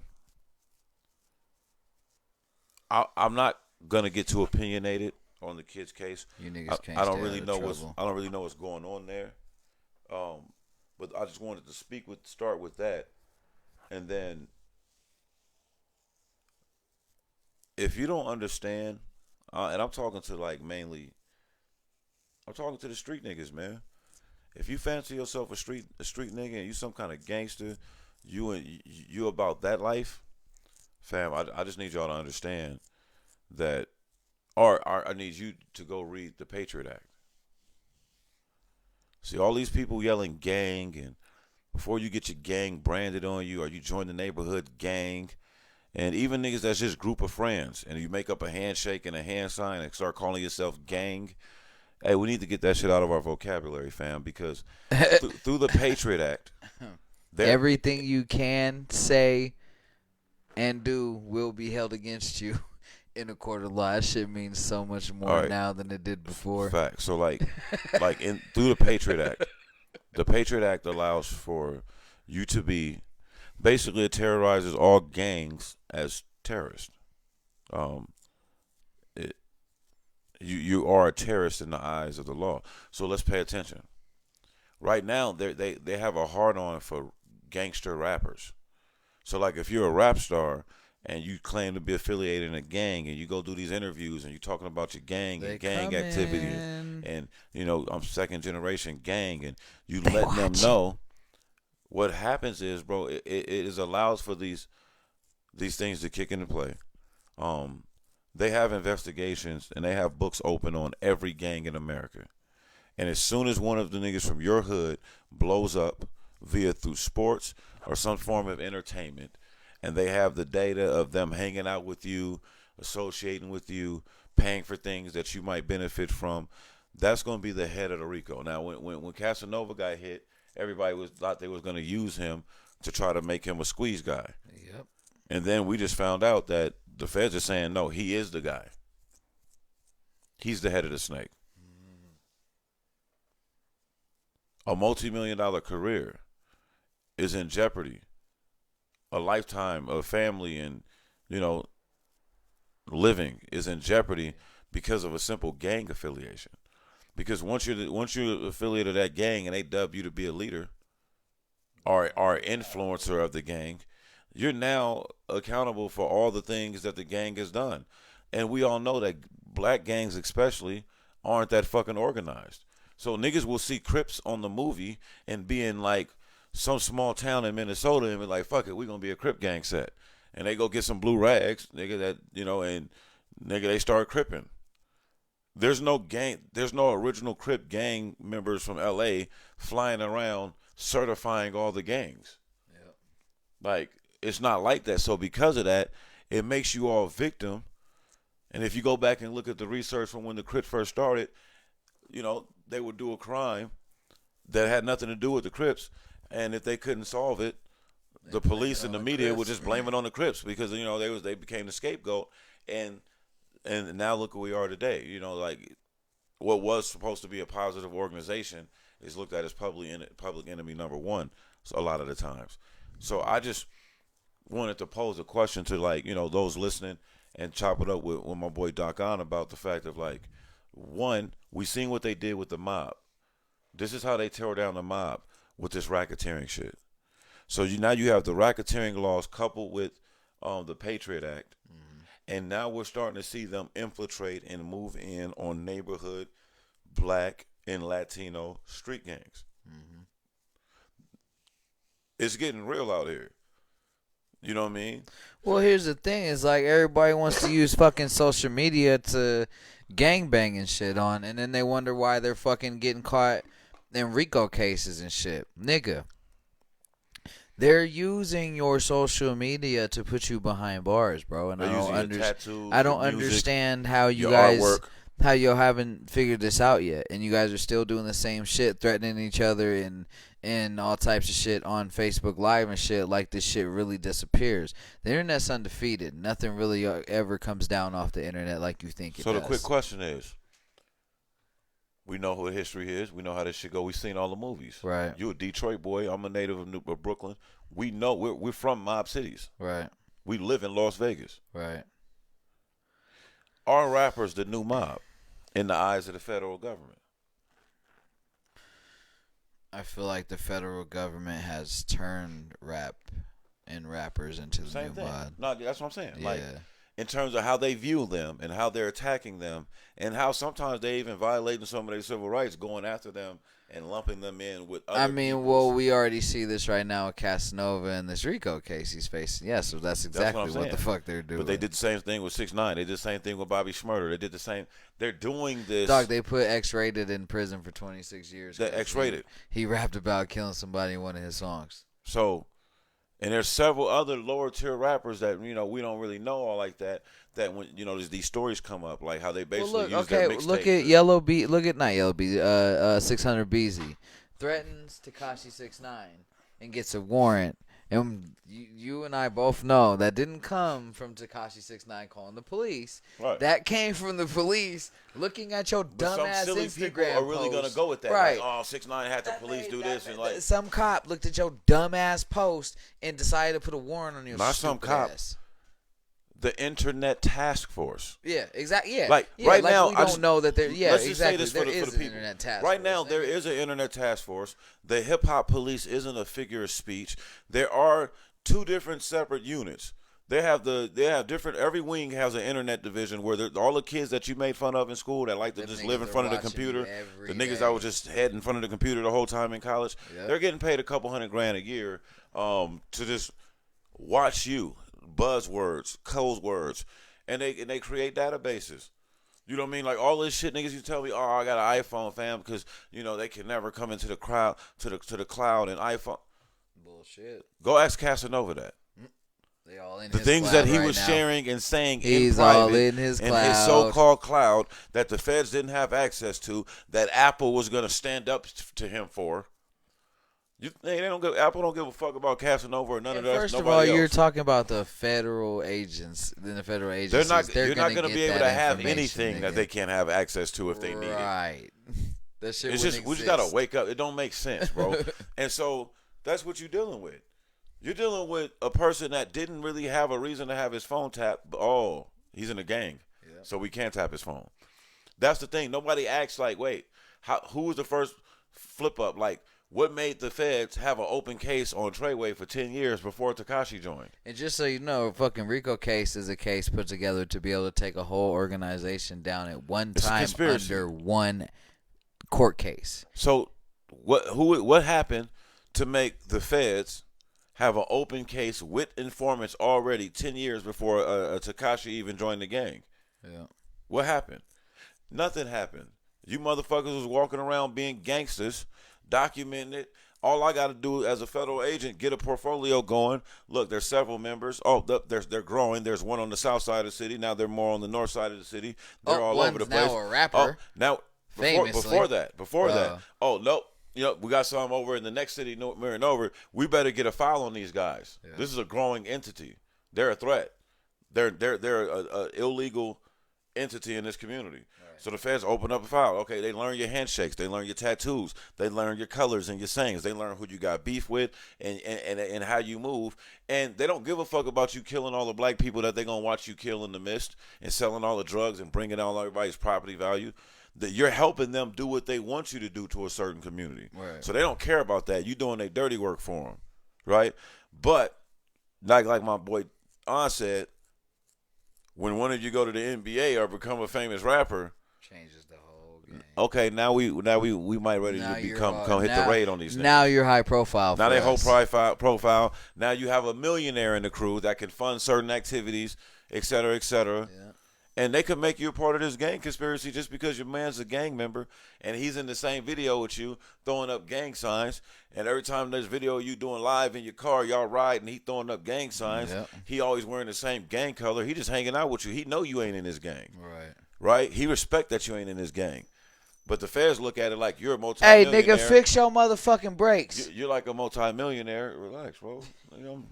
We live. We doing our thing. This guy. Like, you're a multi-millionaire, bro, and How do I know that? Okay, yeah, I seen you give him this Rolex, but Right. how do I know that you didn't fund those two to three keys that we found when he got pulled over? That hit How do I that they know that tried to that gun pull that he out. used for that semi-automatic that he used to kill two people? How do I know that you're not the one that sent it to him? Right. And when they're using the fact that when they did the raid, they couldn't find Casanova and he had to turn himself in. They use that in him against him in his bail hearing, and was like, this proves he's a flight risk and he can evade authorities. You see how fucked up this game is, and cats, because they're being ignorant to the real world, and they engulf themselves in this so-called underworld, the street world, that they're not paying attention to the dualities of such. The real gangsters of the world walk in duality. Right. For every illegal hustle they got a legal one. You know what I mean? For every ignorant conversation they have, they're having an intelligent one. Right. They understand what's going on in the world. Like, the mob would kill you at one point in time as being a mob member and selling drugs because they already had word from the politicians, we just using this to fuck up this neighborhood and drive up property values and do all this other shit. Don't let your people get caught up into that, because if they do, you're more than likely to go to jail on these trumped up charges. Right. Like, the whole not snitching thing came from a time where if you kept your mouth shut, you might go to jail for 3 to 5 years tops, And you get no matter what rewarded you when did. you come out. Because the biggest sentences that was getting handed out at that time was 10, 15 years. Right. Nowadays, like even Sammy the Bull said this, he said, nowadays, man, I'm looking at some of these black kids and they're doing 80 years, and it's like you're looking at the case with them in jail and like, yo, kid, you can go home. Like, let them know that this not you, that he did this. And they're, no, I can't do that. I ain't no snitch. It's a sickness. And it's because they watch these movies, they hear these rap songs, and they think that, they think that John Gotti, he's a man, he wouldn't snitch. All these motherfuckers are snitches. Frank Lucas, Nigga, John let's talk Gotti. about every fucking all these niggas are snitches. every motherfucking RICO case that was put on any one of these Gambino crime Somebody families, they snitched. all start telling on each other, nigga. Because once one of them niggas is looking at 128 motherfucking years. No. With 10, 15, 20 years. Oh, yeah. Because I'm getting this from Sammy the Bull, because he was Right. going through the timeline. Right. He was saying, he was like, yeah, man, this is the difference. He was like, because he was talking about the no snitching shit. He's like, yo, this is the difference. A kid now is looking at, he's like, man, they'll read it off 130 years. 3 consecutive life sentences. And it'd be like, wait, what part of the game is this? Like, at what point in time do you become an idiot, nigga? At what point in time do you become a fucking idiot and suicidal for jumping on that type of time? Right. Like, and that's why he was explaining, since we're here, we'll talk about it real quick. He was explaining why he snitched famously on John Gotti. He was going to the war with him. Mm-hmm. Like, he did all these killings for John, made John a multimillionaire, got John off of so many cases that the media called him the Teflon Don, and he got to be on the cover of fucking Time magazine. Made him a star. The reason John Gotti's family is rich today because of the shit that Sammy the Bull was doing for him. Right. And they were brothers. La Costa Nostra. I'm your underboss. And I don't even want to be a boss. I could have been a boss before you. Right. I could have been the boss of this family. I'm the one that designed the hit to make you the boss. Everything I've been doing is for you. Right. And for this family. And we get to jail after 11, and Sammy was a real one, so he's been in and out of prison. He's like, man, and after only 11 months in jail. You tell on me. I find out through a friend, because Sammy was the one touching the streets. Mm-hmm. So he knew more people knew him. He find out through a friend that got a mutual friend that work on the other side, like, yo, can you believe this? John Gotti's going to flip on Sammy the Bull. He's going to testify that he's an awful man and, like, he couldn't control his murderous rage. Now, this is where Sammy said that I had to respect. He said, I'm already signed up to go to jail for the rest of my life right now. Mm-hmm. I done did 10s to 20s of murders. They got me. They got you too. And the only thing that's going to let you go home is if I don't tell on you. I'm ready to do that. But before we even had that conversation. You're about to tell on me. Before we even had that conversation, I'm finding out through the attorney. You're about to tell on me. That nigga, you about to tell on me. And then he said John got wind that he might have known, and because of the way he was acting different, he just sits him down like at jail. In jail, he's like, hey, I'm the boss, and the streets need the boss. So they gonna say some awful things about you in court. And he looked at him. He was like, "What you mean?" He said, "Just look, Sammy. They gonna say some real awful things about you in court. You know they're not true. I know they're not true. They're gonna make you sound like a real bad guy. But you're gonna have to take the bullet for this one. You're gonna have to do this time." Now, all these hits are hits that John Gotti ordered, right? And there even is some evidence of John Gotti ordering these hits, and the feds know how La Costa Nostra works. So that's no different than a police sergeant ordering a police to nigga shoot somebody and kill him. Nigga, like you can say I was just following orders. Right. So in that moment, he looked at John. He said, and it was just like, "You really? That's really what you want?" Because at that time he was like, "Man, I'm disgusted. What the fuck you mean? I gotta do all this time? That's how you coming at me, fam? I'm already in my head sick because I know I'm about to do. I'm willing to do all this time. I'm not gonna snitch on you, so you got a chance to go home. But you supposed to ride this shit out with me, nigga. You supposed to sit and do this trial and all that with me, nigga. That's what we La Costa Nostra, right? And for you to weasel out, we only been in jail for 10 months. Right. The fuck you mean? I done did decades in this bitch. Like, okay, well, look. That's what you want, John? And he said, yeah, John couldn't even look at him and was like, man, that's how it's got to be. And he was disrespectful about it. It's almost like he ordered him. Like, you going to take this time for me. That's how it's got to be. I'm more important to you. I'm the boss, nigga. And the streets need the boss. You can be the boss from prison, fam. But okay. Easy. But okay. So he said, you sure that's what you want? He said, when John was like, that's how it's got to be, and walked off. He said, okay, fine. That nigga said that night he had his attorney. He said, you know what? They don't want me. They'll take me. They'll take me because they need one of us. They said, but I'm going to give them him. But they want you, nigga. Yeah. They really want you as the head of the Gambino crime family. They want you, the one that's been on with $1,000 suit on the cover of Time, nigga, talking about the Teflon Don, Mr. Untouchable. I just been the one that's been making that shit happen. Mm-hmm. So they're annoyed at me. But they hate you. But they know I'm following your orders. Right. And that's the thing. Like, if you look at it, like, Sammy the Bull is a fucking serial killer. But they made a deal with him, nigga. He did like 5 years on that. Mm-hmm. And got off on all those bodies because he turned on John Gotti. You know what I'm saying? And that's just, it made me think about Casanova. It made me think about Bobby Shmurda. And it made me think about Treyway and 6ix9ine. Because at the end of the day, fam, you got these cats like, people live by codes. But we'll be fooling ourselves if we think that everyone lives by the code that they preach. Or that nobody breaks the code. Or that nobody breaks the code. Like, I heard Freeway because Gotti was willing to break the whole code. No, he did. Gotti was a snitch. It comes out that all these motherfuckers was informants in one form or way. Right. And that's what Sammy the Bull was saying. He was talking about the relationship between the NYPD and the mob families. He was like, every family had a sector of a police department that either was a part of the family genetically or that was by design. Like, they were friendly. The police had a real love-hate relationship with the mob. You know what I mean? That's something that these young black kids got to understand. Your ass is never having with the police. Right. The police used to be the very slave patrols that tried to ensure that you never saw freedom. When I hear about the NBA young boys, and then you hear about like like I said, the Casanova situations and all these type of things. You look at Cass situation, and I'm listening to the court shit. They're basically saying, like, we can't prove that you did anything. The gang activity that we got on him is basically all like his words. It's like, I'm ape. You know what I'm saying? Right. I'm big ape, nigga.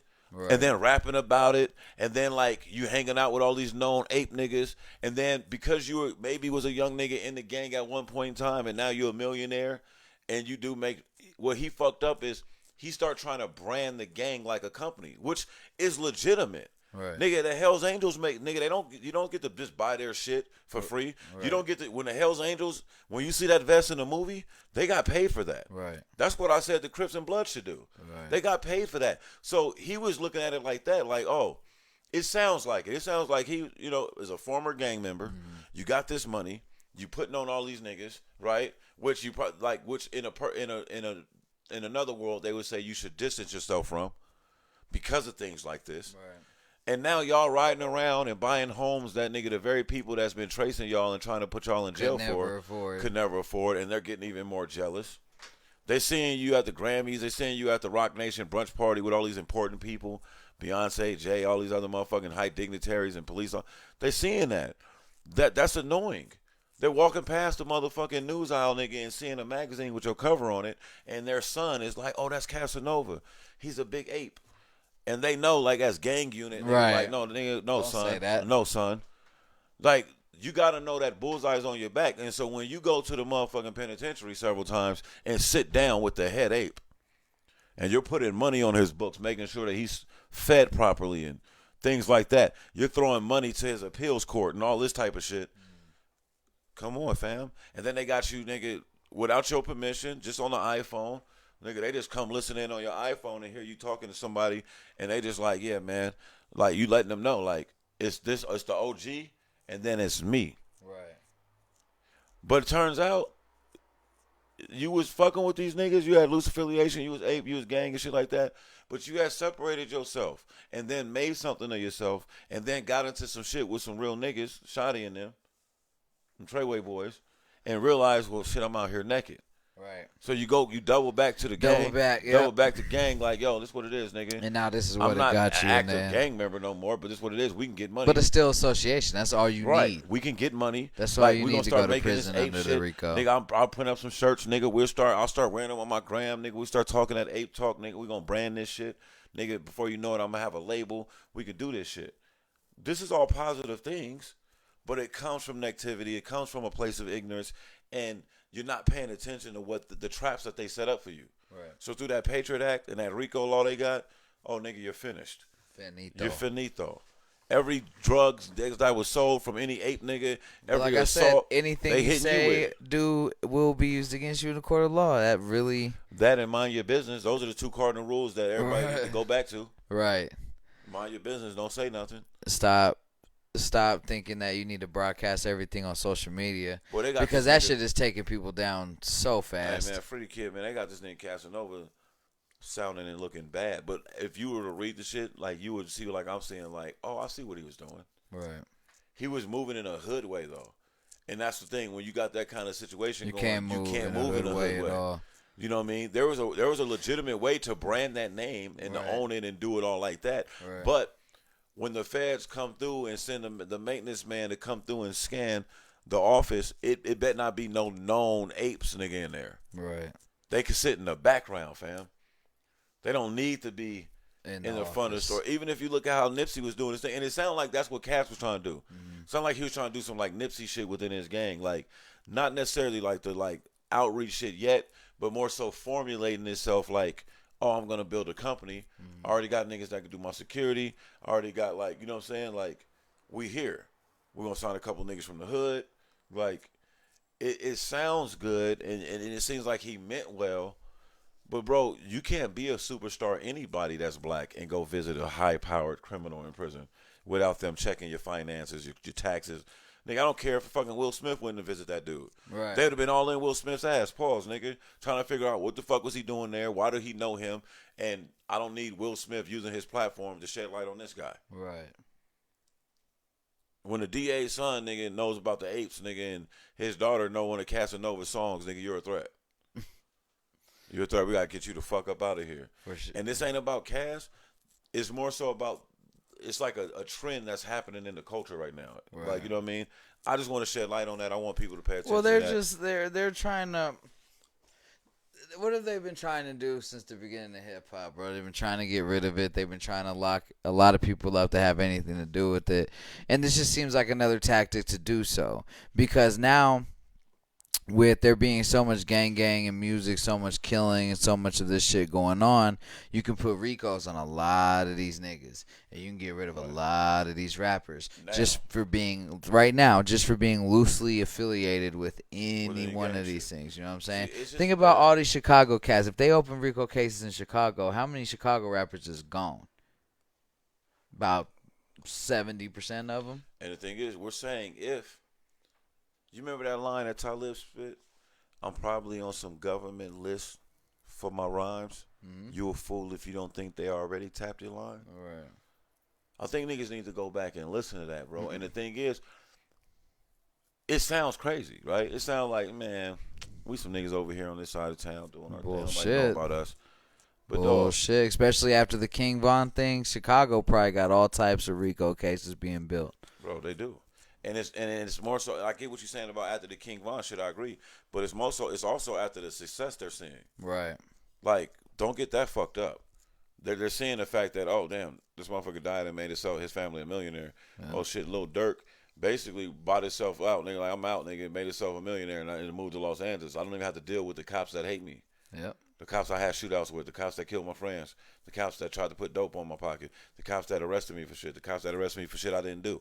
It's important as black men sometimes when you do get the bag, you do have to sometimes move away and resettle.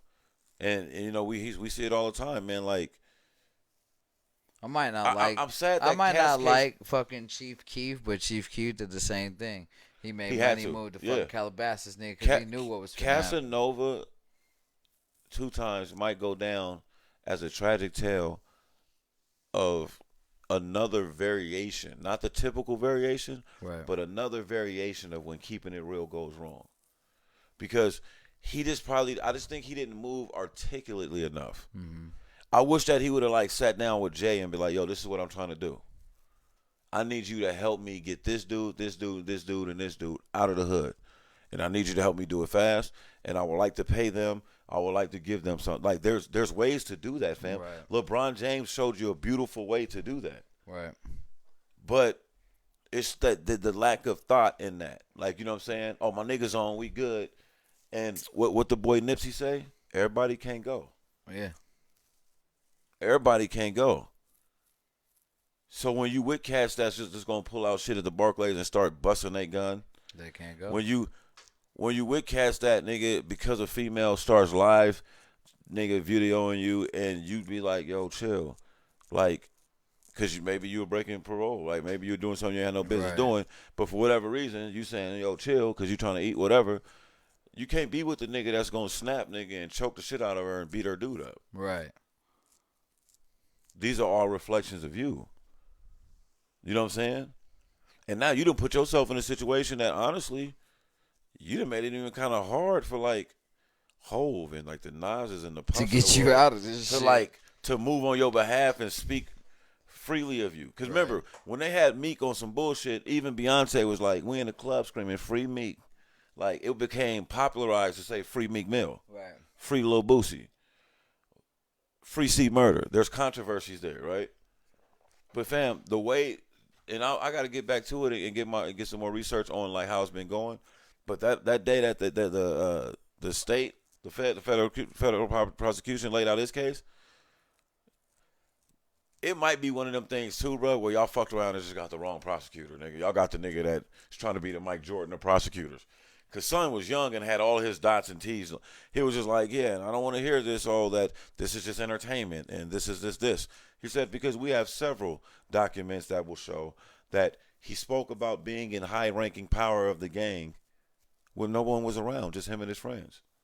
Like, oh, nigga, he was putting it on thick on Cass. Like, if you Cass, and Cass' attorney might not be tripping because they do this. Mm-hmm. But nigga, Cass is like, there's no way in hell Cass can't hear that and be like, oh, these niggas is trying to wash me. Son, they trying to wash me, nigga. Like, hey, bro, that nigga's on his game. Hey, the prosecutor, that nigga even had a fly suit on, nigga. He was in there like, white dude. He was in there smooth, right, hitting it all off. I was like, damn. Then he was just like, and quite honestly, Your Honor, like, you know, in regards to this guy's bail, I mean, he piles around with some of the most exclusive, richest people in the world. They show it off. They all have jets. I think he's been around people that own islands, Your Honor. Hey, and on top of that, you know, we were looking for him for 3 days. We got everybody else because they're not millionaires. They don't know Hov. They ain't signed the Rock Nation. We caught everybody else. He had to turn himself in, which proves to us he's a flight risk, and he shows a skilled ability to elude authorities. Yeah, that nigga's on. I'm like, damn, they trying to watch Cass, bro. Now, you be looking at that prosecutor. They got Cass looking like Wesley Snipes, nigga, in New Jack City. You be looking at that prosecutor like, I'll beat your motherfucking ass Fam, if you wasn't skinny nigga. little, You old nerdy bitch. little. You old he was bitch smooth, ass dog. nigga. Hey, and the worst type of thing, look, bro, We just talked about it. What if you get a smooth ass? The next Donald Trump is a smooth talking motherfucker, like That's him. charisma, style, and like articulate, like the ability to articulate thought. You don't even have to have facts on your side. You're a dangerous motherfucker. Because that's three of the greatest traits of Right? Johnny Cochran: Right. charisma, style, And articulation. and articulation. You know what I'm saying? Hey, he was a brilliant law person too. Oh man, The masterful understanding of the laws, where you know, it's like Steph Curry with shooting jumpers. Yeah. If you want your kid to be a good shooter, you don't have him watch Steph Curry. You maybe have him watch a Klay Thompson or Ray Allen. They're more traditional shooters. Here's a fucked up thing to say. Hold on, Steph Curry shoots bad shots because he's mastered the art of shooting to the point where he can like bend the rules and play with it. Right. Well, the crazy thing is like the best thing that ever happened to any prosecution across the country was the day that Johnny Cochran passed away. Because there was no case. There was very few cases he was going to lose. I would say the best thing that happened to conservative like judgmentship, like the Supreme Court. Because think judges, about if Johnny Cochran was alive. He got a lot of laws. Think about if passed he and shit was like that. alive now with all these cops killing black people. The type of justice we'd probably be seeing, nigga. No, he would be Benjamin Crump. The thing is Johnny Cochran is brilliant. I'm not taking nothing away. There's other brilliant ones that's out there still doing their thing. But with Johnny Cochran this is where it's fucked up. This is where it doesn't help. Even with Benjamin Crump. Who do you represent? You represent the family, but you don't get to try the case, fam. Oh, yeah. Remember, Trayvon's Benjamin Crump and them were brilliant. They were trying the case brilliantly in the court in the media with answering and asking questions and giving their take on what was going on and what. And a lot of people let their guard down because it was like, oh yeah, they got this motherfucker. That makes sense. But what they didn't realize is there were two white dudes from Florida that had, and this is fact. I could say this on my platform. The source is Rest in Power, Trayvon Martin. They have the audio of George Zimmerman's wife when George Zimmerman called home and was upset and like worried because he had been watching TV in jail. His wife tells him, "Calm down. You're not going to jail. Like your dad just had a meeting with the district attorney's office and the two prosecutors. They have to try you, but you're not going to jail." They gave him a pretty much all-white jury, right? All female jury, which is stereotypically more asympathetic, and they did what they do to us. But it comes down to, like we always say, it's systemic issues. This is what they do. This is what they do, man. But you actually should watch that. That's just pretty deep. It's called Rest in Power. I don't know why it's not popular. I don't know why it's not. It's popular. It's got to get out there. Exactly because why. when you see it, because Jay-Z and them did that same thing too. Right. But they did the Khalif Browder story. That shit blew up. Yeah. But it had other celebrities involved in it and stuff like that. That shit blew up. That story, even on Netflix, took off. The Trayvon one didn't really, and it was just like, I wonder why more people haven't seen this one or talk about this one. They hired Hov and them got private investigators, nigga. They was harassing. Look, I'll say this, and we'll move on, get away from it. It's a reason why the kid George Zimmerman came out and was like, "Oh, if Jay-Z and I'll kill Jay-Z and Beyonce and feed them to the alligators. Like if Jay-Z keeps coming around me and my family, I'm gonna kill him." Like George Zimmerman wasn't tripping, but they said Hov had the dogs on it. Those niggas was all through his shit. Niggas following him, nigga getting information, and they finally got his girl, his ex or whatever, his wife to do it. Like she finally told the story of like she was basically an abused, battered woman. She was already like in the process of getting a divorce and separation from him, and like his father was a federal majesty. Mm-hmm. You know what I'm saying? So his dad had big power in the state and all that type of shit in the legal system. So it's a scam. It was crazy. But they got those tapes. They got the phone calls and shit of him calling home. George Zimmerman like, motherfucker was guilty as fuck. He's guilty as fuck, nigga. He literally stalked Trayvon Martin, misrepresented what he thought his presence in the community was, tried to physically restrain him. Trayvon, being a kid from Miami, nigga, turned around and started firing on him, and he tackled him to the ground and shot that motherfucker in his chest. Not motherfucker, shot that young kid in his chest. Trayvon was 17 when he died, It talked about on that documentary how the media like seemed to forgot that, and by the time the shit was a national story, he was an adult. But rest in peace. Rest in peace. Since we were talking about the whole what is it called Rico. Rico Act, I'm gonna let you take it away, my nigga, because you're gonna let the people know about the Rico case you caught, and I just want you to tell the people, my G, like what did you do when them boys came? So, as you guys know, When them boys came, I'm an avid gamer. Now I'm in this fucking this RP role playing thing for GTA 5 called Underground Kings. Now, I've been testing out this new script in the game where bullet casings and shit now stick around. And you either have to wait for the rain to come wash them away, or you gotta wait for them to cool down and pick them up. So I have been doing dirt for the last. They've been building their case since March 1st. I found out in the game against my character and my gang. That's funny. They're building a Rico case against us, and apparently in this, well, I don't know what the date is. In this 15 some odd days, I've accumulated 23 murders on cops. Damn, you a cop killer? And sold mad bricks of dope. And sold miniguns. I done kidnapped about 12 cops. That's why they got a case on your ass, man. So, but it's against the whole gang. So, like, the one higher up than me, like, I'm one of the OGs, the triple OG in the gang. This nigga is, like, double what I am. Got going in the Rico case. So, mind you, they got Rico cases on every gang in the RP. Every gang in the RP's got a Rico case against them. I'm in the biggest gang in the RP. So, nigga, every night now, they have been coming at us trying to raid us, nigga. And I've been murdering these niggas, just racking up more murders on the nigga case. Because niggas can't catch me. I'm a shooter. If I see a cop behind me, I'm not pulling over to give you my information. We're talking about the video game. Yeah, the video game. Let everybody know.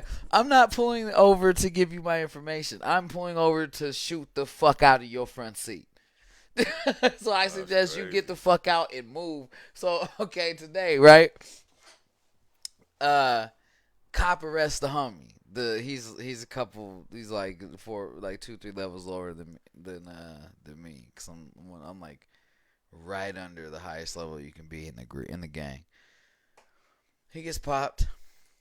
I go cruising by the police station because at this point I know what I'm facing. I got 20-something lives on murders on me, and I'm ready to shoot cops. So I'm like, I'm gonna go break him out. I'm gonna go shoot every cop, and I'm gonna break this nigga out. So I pull up, right? And it's one of the main cops looking for me. So he pulls up because he sees me creeping. And I just pull over real quick. So I'm just scanning the scene. He pulls up. He's like, and I can hear him talk. He's like, who's this? So before he can ID who I am, I jump out the car. Nigga, I lit.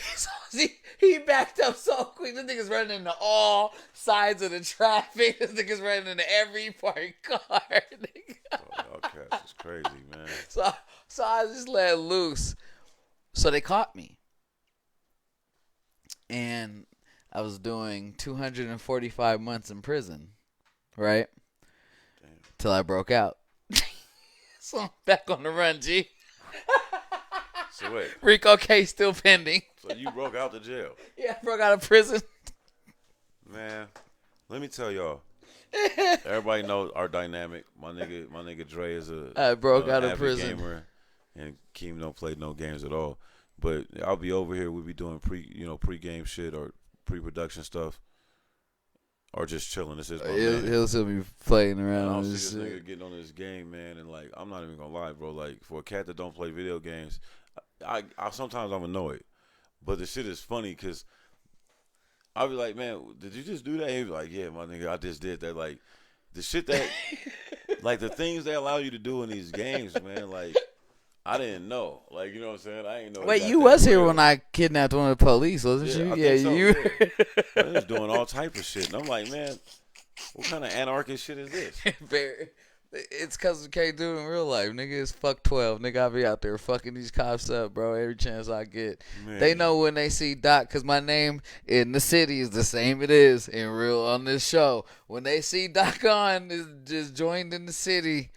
I know they all be like, And oh what I think is shit. dope is they allow you to go into the game and enter yourself as a cop or as like a bad guy. Cop, you can be a cop, EMS, mechanic, gangster, bank owner, casino owner. There's all types of shit you can do. But I'm thugging it out every day. That shit wild. Catching Man. bodies left and right. That shit's funny.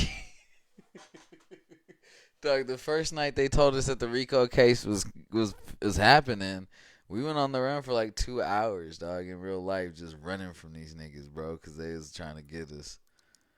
I bet. No, I bet, man. But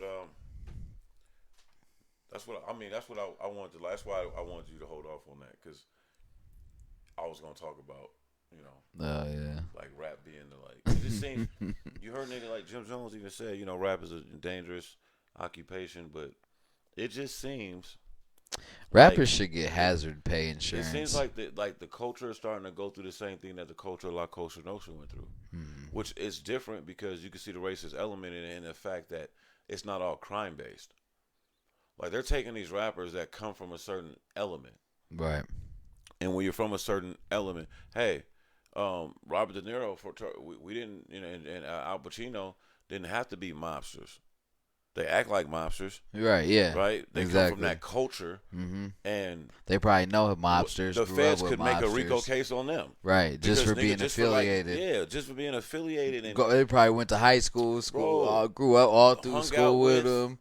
you know what I'm saying? Dog, Frank Sinatra famously hung out With with a lot of monsters. mobsters, Yeah. and it was a godson to a famous mobster. Like, where's his RICO case? Right. Like, think about that.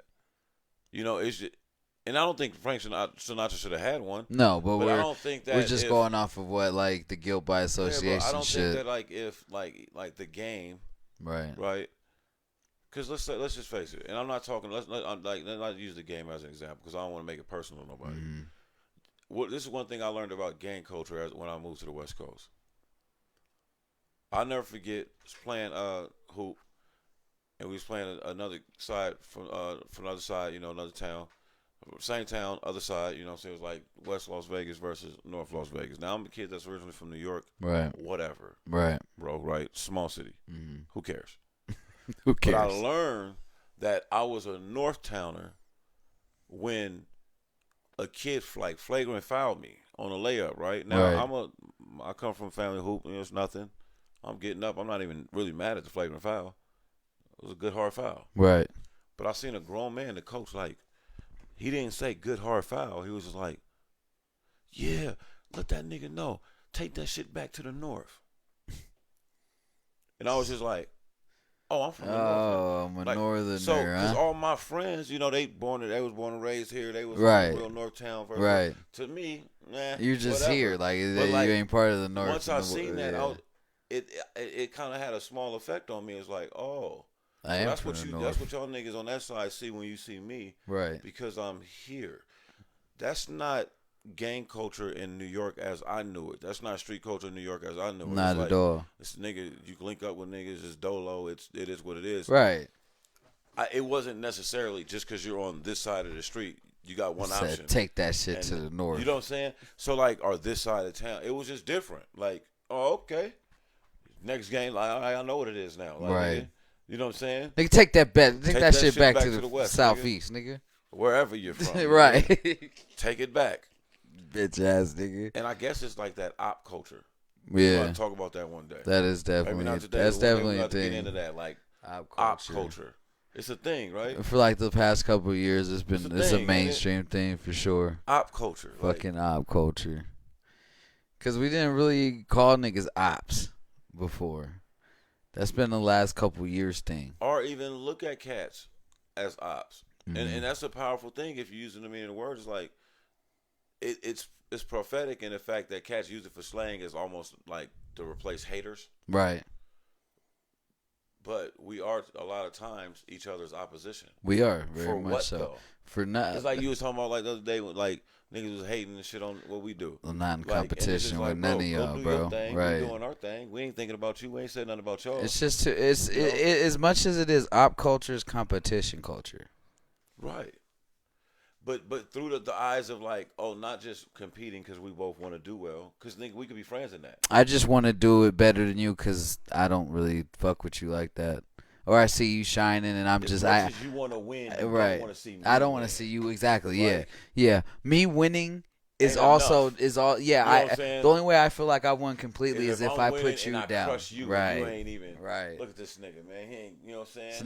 This nigga wasn't my lane. Nigga over here. Right. This nigga. Right. Yeah. Nah. And I just be That's wondering. that's like, bro, competition culture. I'm like, dog, why does that happen? Like, Because for some reason, niggas in this day and age just are fascinated in being in competition with other niggas. you know what? I'm glad you said that, because you know what I think it stems from this too. The lack of diversity in culture, the lack of eclecticism. When we bring up our generation of hip hop when we were kids and most like affected by the shit, everybody looked different. Right. Yeah. Exactly. And everybody was proud to be. Nigga, Yeah. do you understand that in today's world, by the way the climate is, like, the Locks wouldn't have claimed Yonkers. No, not at all. Cause gentrification now. No, not even just that. That's true too. I didn't think about it like that. But not even just that. I'm just talking about the fact that Yonkers wasn't popular like Brooklyn, Queens, and Manhattan. The Wu-Tang, Harlem. like, fuck that, nigga. We from Staten Island. Right. Yeah. We're And going. we gonna rep, nigga, and Yeah. make y'all respect Staten Island. Yeah. You niggas didn't before. Red You man, will like, today. Nigga, I'm from Jersey. Jersey, nigga. nigga. Fuck what you mean, nigga. You gonna feel this. Right. Nigga. Like, y'all New York niggas gonna respect me when I come through. Well, Griselda, nigga. We from Buffalo, from nigga. So, and they're throwbacks and they're anomalies to this. Right. But in today's culture, it's like if a nigga's from like Champlain, Illinois, on this rap shit, nigga, he from Chicago. Right. Like, you know, if a nigga from Henderson, He's from on Vegas. this rap shit, he from Northtown, nigga, he from the West Side or something. Like, Yeah, niggas ain't gonna be from Henderson niggas rapping. gonna talk like, it's like they're gonna go with the next poppin' city close to them. Right. You know what I'm saying? Yeah. If niggas is popping in Sparks, where they from? Reno. Yeah, bro. They don't even say that. Nigga, don't even say that. I don't even hear. I don't think I've ever heard no one say that they're from Sparks, Nevada. Not at all. And I remember when niggas made fun of me when I said it. Like, we was out of town somewhere. They was like, "Where you from?" I live in Sparks, Nevada. Huh? Like, nigga, why you didn't just say Reno? I was like, bro, because to you think that means I was in New York with a shirt that says Reno on it, and niggas was my cousin was still. Oh, yo, this is my cousin. This is my cousin Akeem back here. He back home. Yeah, you know, nigga, he living out in Vegas. And I was like, no, because I don't live in Vegas no more. I live in another city. That's It's because called Reno. niggas was only just like- know Nevada for Vegas. Nigga was like, son, they know Nevada as Vegas and Vegas as Nevada. Yeah, nigga. Like, That's their hand in So- hand, nigga. When I be back in New York, and that's my thing. I like repping where I've been at. Right. So I would go to the little gift shop downtown in Reno.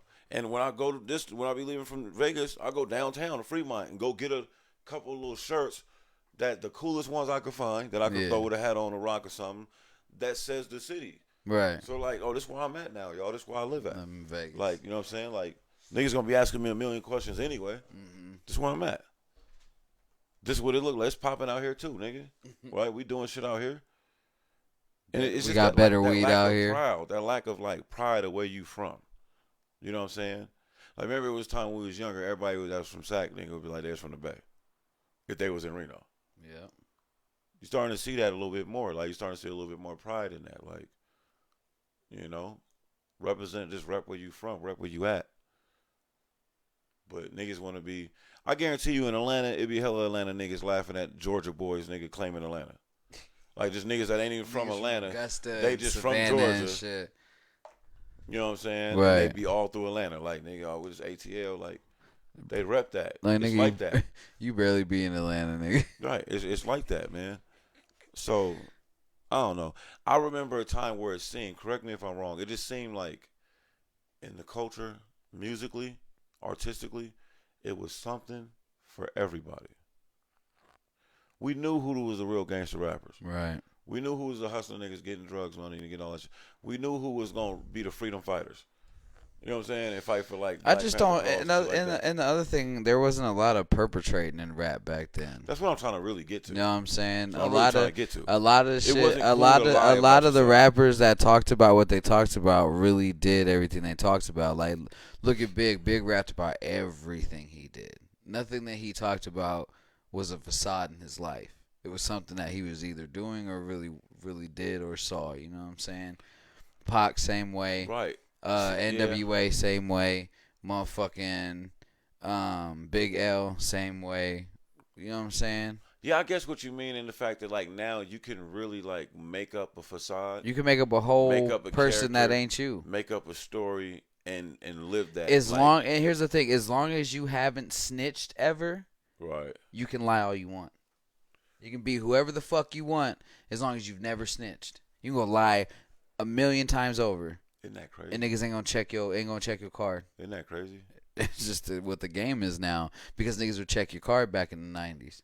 You couldn't do that. Niggas would pull your whole card, nigga. Niggas don't pull whole cards no more. Yeah, because you know, like I feel like checking in was way different back in the 90s. checking in was a survival tactic in the 90s. Right. Like if you back 90s, boy, if you was a rapper from Chicago and you going to Detroit, Be nigga, careful. you better tap in. You want Right. to make it out of there. And like Trick was saying, and like Big U and them was saying, like Big U was like, yeah, I know I run LA in a lot of ways, but when I'm in New York, I check in with I New York I niggas. run with my niggas in New York that Right. run their city like I run my city. Right. It's a sign of respect. Nigga, it's just like, yo, bro, I'm in your city first off. And you know from a certain era, like, nigga, before you moved down here, you wasn't coming to the city without touching your mans. Like, yo, hey, pause. Like, Akeem, I'm out here, my nigga. What we doing this? Right. I'm going to pull up on you. We going to twirl one. Right. Even if it's on your way out of the city. Right. But your man's is here, nigga. You going to touch down with him. It's a sign of respect. Right. How you going to say you fuck with me, fam? And you, If I ain't see you and when you I don't was live here. in my town, though, like, and you sitting and you in my town. And I ain't see you doing or the holla big, at you nigga, when and I you was don't out. see me. Right. Like, bruh, not to mention, damn nigga, you came here and got and got some money from the white people without me. Right. From the corporation without me. Like, Right. You could at least put me on the front ticket. Like, nigga, this is my city. Yeah. It's respect. Yeah. That's what they said. Trick start doing the no fly shit because he said he got tired of seeing artists that's dope, artists that's just now getting signed, and then it'd be like, well, I'm just waiting for my moment. Hey, okay, well, nigga, ain't so and so coming here, nigga, doing that big show? Yeah. Ain't y'all on the same label? Yeah, but they want. He said I gotta pay him to do this, and I don't got it. No fly zone, okay. nigga. Okay, and like he just said on that show, he was like, it wasn't even about the rappers and the street niggas. They more usually come respectful. They know the culture. Right. It was the labels that felt like because so and so's a big star, you can send them here, nigga, where the Detroit Pistons play or something. Yeah, like that. it's because they And it don't know felt the like culture. We can't do nothing to them because that's a big star to you. Ain't no big watch star me to shut us. this whole shit Right. down. Ain't Nigga, no shout out to Rick Ross, nigga. Watch he no big watch he star not to us. perform tonight. Right. Ain't no big star to us. That nigga's just another nigga. This is our culture. Right. This is our He know motherfucking city. how shit move in his culture. That's why he gonna know not to get his ass out the car, nigga, when he see what happened when y'all pull up. Because he's a real street nigga and was just like, yep, there won't be no show in Detroit tonight. No, Not tonight. Get on that. Fire that jet back up, my I'm nigga. going back to Miami. We out. We going somewhere. This nigga's about to shoot the whole shit Look, up we right going now. somewhere. Right. We ain't going here. But it's the cold thing about it. You know the culture. You know the business. Would you not be surprised if, like, within 48 hours of that, Trick and him had a conversation, and it wasn't even no beef? Like, I don't think Rick Ross would be mad at that shit. Like, if he would look at it in perspective, Right. Like, hey, the labels and the radio stations are robbing the culture already. Mm-hmm. They need to at least be inclusive in the very people that allow them to participate in the culture from this city. Right. Because if no black people is listening to your radio station, You're not bringing. They ain't getting no even money if you here. are playing black music, Right. you're not gonna be able to like be the vessel that brings shows and all Yeah, that you're not type of gonna have shit. the money to pay for You're not gonna set have- shows. yeah. You ain't gonna be able to put no And summer a lot of jams on A-list and shit. celebrity or artists like Rick Ross at that time in the game, they're only going to the cities with the top markets. Like, that's why growing up in Reno at some point in time, you might have been a kid that never got to see your favorite artist. Ever. It's getting. I know it's getting better up in Reno since I got there and since like things have. Let me rephrase that. It didn't get better because I got there. What I'm saying is that by the time I moved up there, they would start getting concerts and shit like that. Like people would come through and things of that nature. So I think all that goes hand in hand, man. Fuckery, no. I think all that goes hand in hand. The cool thing about the No is that you're not in a concert hub, but you're close to some. Yeah. You're close to the Bay. You're close to Tahoe. Yeah. You're close to a couple places that get shows. That's like their main entertainment, like in a lot of ways. Right. Like it's getting live shows and shit like that. But man, that's really as far as I know, it got a little eclectic tonight. We was all over the place, man. But I think that's pretty much all I wanted to like hit on. All I had on our list on it as far as the docket. I just noticed an uptick. It's obvious that a lot of rappers are getting murdered, unfortunately. But fam, I was watching these little things with Sammy the Bull, and it's taking me back to that time, and it was just eerily similar to what I see is going on now. Mm-hmm. Like when he started naming all the like ballin' ass Italian gangsters that don't have movies, right, that we don't know about, because they had probably never got caught. Had a 3-year run, a 5-year run, a 6-year run, and got clipped. Yeah. But he's telling you like, yo, you think me and John was the shit? Like, yo, that motherfucker's out there getting dope. He was getting money, and he was a kid, and the girls like, this and this and this. And it reminded me of like a Nipsey. That's how we're gonna be talking about Nipsey in 10, 15 years to younger people. Yeah. It reminded me of the Pacs, the Biggies, and then it started reminding me of like all these young rappers that the KJ Ballers, the Nick Blickies, nigga. Like, shout out to Brooklyn. I learned about these young kings after they death. Yeah. And they from the same borough that I was born in. Right. Like, I normally would have been championing them. Right. And then it's well, like, shit, I didn't find out about Chinks till after his death. And Chinks is raw as shit. He's not. He's nice. Chinks was raw as fuck, nigga. The thing is, bro, Chinks is rawer to me than French, bro. Since you brought that up. Easy. Since you brought that up. Chinks and what's son's name? I'm high. I can't think of his name right now, but it's. Is he from New York? Yeah, it's the same camp. Nigga got killed too. It'll come to me. But Chinks, Drugs, and them, like, dog. It was a wave of a group of like young New York rappers that was up and coming, and right before they got to mantle, to let the rest of the world know about them, somebody killed. They got murdered in their own hood by niggas that's supposed to. That nigga got killed in his own like apartments or something. No, wasn't he got killed by his. They got straight shot him in the car, but he got killed. It basically in his hood. He had just did a show. Nigga had dropped off his family, all that. Nigga ran through, did a little after hours type shit. Dropped his mans off, nigga, back at the hood, and was on his way back home. And he got the fucked up thing is the sad thing about Chinks is I'm pretty sure one of the niggas that murdered, one of the two niggas that pulled the trigger on him was his actual one of his pallbearers. And was wearing, and the other nigga was at the funeral looking sad. Nigga with the rest in peace, Chinks hat and the shirt, hugging his wife, nigga, like around the kid. You know, your daddy was a real one. These the same niggas that murdered him, bro. Like, culturally, you know, motherfuckers like to get on TV and their platforms and talk about what white people have done to us. Look at the shit we've done. What America has done to us, but culturally, fam, we've done to ourselves. Like, when you look at some of the shit that we've allowed, our sickness that we've inherited from this slavery, from this Jim Crow, from this systematic oppression, but we stronger than that, and it's time for like the strong ones to start calling out the weak ones. Right, like, that's definitely real. We can't ever let that shit be cool anymore. You know what I'm saying? Like, think about that, fam. Like, what if Robert De Niro went home after making Goodfellas and a nigga clipped him? Right. What if when Justin Timberlake had the hit song Gone, nigga, he come back home, nigga, and get clipped? Tom Brady wins his, I don't know, 5th, 4th ring and goes back to the Bay, nigga, and the niggas in his neighborhood that wanted to play football like him clipped him. Like, nobody else deals with this shit, fam. It's wild. And maybe for the first time as an adult, I really was just sitting there thinking about all that. Because, dog, I'm sensitive about hip-hop. I'm sensitive about our culture. We've been poked and prodded so much that sometimes we accept the worst of us. Right. Just because, nigga, we've been done dirty so bad. Like, oh, fuck it, man. Like, don't snitch on them. Like, Dog, do you know It's got us all fucked up. from a young age, my nigga, I've known racism and I've known classism and I've known systematic racism. I can remember coming to my mom and telling her I wish I was a white kid. And her asking me why, and I just flat out told her I was like, because they have everything easier than I do. Right.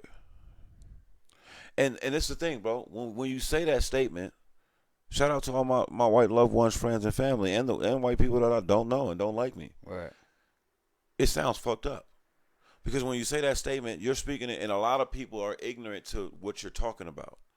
And there's a white denial of systemic racism and systemic oppression. Dog, I think I was and systemic issues. I was younger than Jalen, dog. I think I was probably like 5, 6 years old. Fam, nigga. I believe you, especially back then. Nigga, think about it. You wasn't in Jalen's world. No. Even then, remember how older people used to be like, y'all got it good. Yeah. Nigga, you think about how different it is now, and it's still fucked up. Right. It's still fucked up, Dre. Like, but and it's crazy. Like, it just hit me that I like having this conversation that even at that young of an age, I knew that I was at a disadvantage because of my skin color. And I knew I was always going to be at a disadvantage because of my skin color. We're talking about this shit like it's nothing. But, dog, the words that we're saying to a humane person should be absolutely fucking gut-wrenching. Right. You know, I said something to my mom and it fucked her up. I think I was probably about like 20, 21, 22. And she caught me on my birthday. I don't really celebrate my birthdays that much. Like, I'm not a big, it's my birthday, and what we doing for my birthday type guy. Right. So, she caught me, and I'll just keep it real, man. She caught me teary-eyed, man. I was I was weak a little bit. She was like, what's wrong? Like, thought something was wrong with me. And in essence, it was, but I just was like,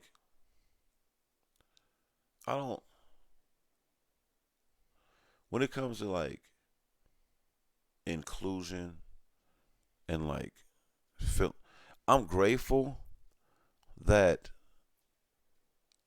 only, like, sometimes, and it was like when I first moved here, actually, I didn't really have a reason to feel different. Right. And then it was just like, damn, like, and it was a little culture shock, but I was still young and at a tender age. Brooklyn was always the black safe haven for me. Right. Oh, but then we moved, and my mom was like, oh, we're not going to be moving back to Las Vegas. So she said, we're going back to Nevada. Like, yeah, Reno, Nevada. Don't worry, it's just like Vegas. Ain't nothing. So, it ain't even. And you know how that gets. Like, that so shit ain't even close. It's about that, man. It's about, I think all of us have that, because white kids have certain things that they go through that maybe we can't even fathom, because I've talked to white people about this, about let's say you're a person, because as a white kid you might be at a disadvantage if you wasn't raised in a white supremacist environment, and look how the country treats those people. Right. Like, just imagine, looks like the other side of the country hates Californians. They do. And when they say that, they're not talking about black and Latinos. They're talking about a certain white person that comes from the Northwest. Yeah. That is cool with black people, don't really care, loves Mexican food. Right. Like, is really real, like, well, it's more because multicultural. they don't take their white heritage as being supreme. Or superior. And they fucking hate that shit. Or superior. Right. And because in ways that they're coastally enriched in areas that are frequently, like, gonna be more multicultural. You know, and because you see it in, like, small towns in Cali that are all white in the rural areas. Yeah. Right? But you see that everywhere, like the that. The Lodi's and shit. Right. But for the most part, the stereotypic white Californian is a liberal, easy go, eats avocado toast. Right. Beach. Like, they're okay with the gays. Right. They're okay with Hollywood. They just do them. They easy go and just live life. They're race mixing. Yeah, they live their life by no is a different cultural just stance. Just freedom. Like, it's a different cultural stance there. Right. Whereas white kids might not be as liberated to, like, enjoy quote unquote stereotypic black activities with black kids in the South. Whereas, like, for the most part, East Coast, West Coast, money, cash rolls all, nigga. Like, you know what I mean? I'm not saying there's no race issues and shit like that. That's nationwide, worldwide. But it's just a particular energy. You know what I'm saying? It's a particular energy. And I think that, like,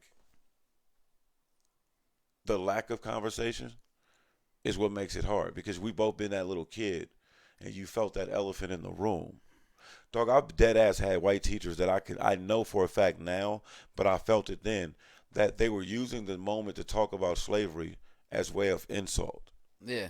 And not encouragement, not education. Right. As literally a way of insult. So cultural inclusion, diversity helps that. But then these conversations, the very conversation we're having, people don't need to get in the chat. People don't need to, like, comment. But let that fester. Let that be a seed in your brain. And think about it. Just think about it. Like, we always go back to that scenario. What would you do if you went to drop your kid off at school and everybody that worked there with authority was a certain race, niggas, opposite of yours? Would that be extreme? Would that bother you? I think, what's fucked up is me and you, we're the special case that I don't know if it would. Well, because of the we're simple, prepared to be that way for too, the simple fact that we've been through we have, but that's why I said the that's shock. what I'm trying to say. We're prepared. Yeah. Look, listen to me, man. We've been through a black this person shit. in America is prepared to have to trust white authority in some kind of way, shape, or form. Right. Even with the history of differences, right? So, in fairness, that's why I always use that analogy, because I don't know if if my friend's white parent, got some coffee in the morning, I'm gonna drop you off at school, man, and you know what? You're a little late. Let me run you in the office, man. Let them know. And they get out and they realize every fucking adult is black. And the only white adults that's there is the janitors or the ball bus coach. drivers and the ball coach. The janitor or the ball coach. Yeah. Right? And all the kids, majority of the kids are just white. Right? Yeah. But all the teachers are black. Black, right. They would be off-put. The reason why I asked that is there's a million non-racist white people that would feel the type sensibly, of way. The reason why they would trip is because maybe you're not racist, right? And this is where your ignorance and privilege comes in, right? Because you refuse to believe that the country is like that, so you've been allowed yourself to get hit blindsidedly, and you walk in and be like, "Yo, why is there so many black people here?" But you can't see it when everything. Look, if all the authority figures, like most white people are used to authority figures being white in their life. Yep. They're not used to having to have the cultural gap. And does she understand what I mean when I say this? Or does she, you know what I mean? I always go back to a teacher that tried to make us, our extra credit for the week was Friends. We had to go watch Friends and write a paper about it. And I finally had to tell her, like, I live in a house with black women. I do not relate to any of this bullshit. And a black man. We're from New York. There ain't this many white people. Yo, I'm from Brooklyn. I'm from New York.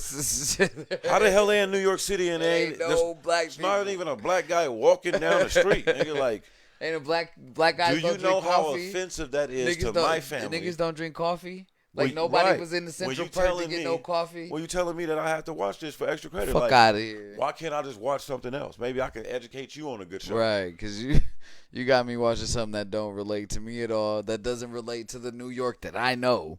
Bitch, you ain't even probably ever been to New York. Bro, that's when I found out that Friends had ripped off Living Single. Hell because my sister, being a Living Single fan, when I told her that, she was just like, won't you just write the paper when I watch Living Single? Because it's the same premise.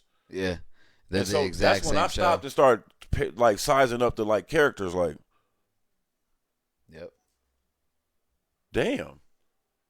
And I never thought about it again. And then a few years ago, I heard Queen Latifah and them talking about how they were the A-side show. They had the better ratings. They were all that, but they were in the B-side studio. Yep. Friends got the best studio. They had them shooting down there off the lot. Yeah. Nigga, Friends had the bigger budget. Friends getting a million. Everybody getting a million episode. Like, from a stolen show premise. That's America for you. That's America in a nutshell. White people taking shit from black people and That's calling it their capitalism. own. The elite taking from the less fortunate, monetizing off of it. You know, like, yeah, and like And look you at said, and look which one of them shows is on Netflix right now. living single. Look at Friends. I mean, that's what I meant. Friends. Yeah, Friends is on. So Netflix not right now. only did Friends get the more money in the front end, they're gonna pay in the back end too. Well, because they got pushed Bitch to ass the right niggas. time slot. They got pushed to all the. They got pushed to where the machine was behind them. Yeah. To where they were successful. Fuck like that. if Fuck Friends. and That the was funny the thing lamest is though, fucking show. if a lot of people that became fans and stuff like that had been introduced to living single, they'd be living single. they would love that show too. There's literally no way, because eventually I watched a couple of episodes of Friends and was like, I get why this shit was successful, because I already know why it was successful. It's the same reason why I like this other Why show. I like living single. So it's just, what about the world where we get to where it's one show Yeah. with the same people in it? That's the world we live in, fam. Right. Like, I don't really know nobody in a major city and shit like that don't have no white friends, that don't have no black friends. Like, Yeah, it's almost almost unless you're a impossible, racist, bro. it's impossible. Or a racist, or what was the other word you used? Like a classist, or like, Yeah, you classist. know, you feel like you're better, like separatist or some shit like that. Like, That's the only way you wouldn't. It's That's just weird It'd be the to same way with black people. The only way we wouldn't have a white friend is if we were racist or if we were. Actually, no, I don't know. Some black people have every right to be apprehensive to any type of white affection or anything but even like then, even then, our human senses kick in, right? Right. It's like, bro, this my man's, Yeah. and he different. He fuck with me. That's an easy road to cross with black and white relationships. It is, because the simple fact of I'm But always history gonna makes us- I'm always gonna fuck with you until you give me a reason. That's not it, fam. To. Period. Hey, and guess what? I though? can't. I don't. We're two men who really don't Hold judge grudges like that, and we yeah. don't judge Yeah. books by their cover. Facts. We will get Because you we're can gonna say some try and foul get to shit, know- right? right? And that don't mean that's the end of our relationship, No, fam. that just but if you not said some fuck with you that culturally day. insensitive foul Right. shit, you got to let me get my shit off, And talk we have my to have shit a little bit, right? conversation to see why you. I got to feel talk that my way. shit, and then you tell me, do you understand? Let's See we why. can move past Why that. do you feel that way? Like We can move past that. Right.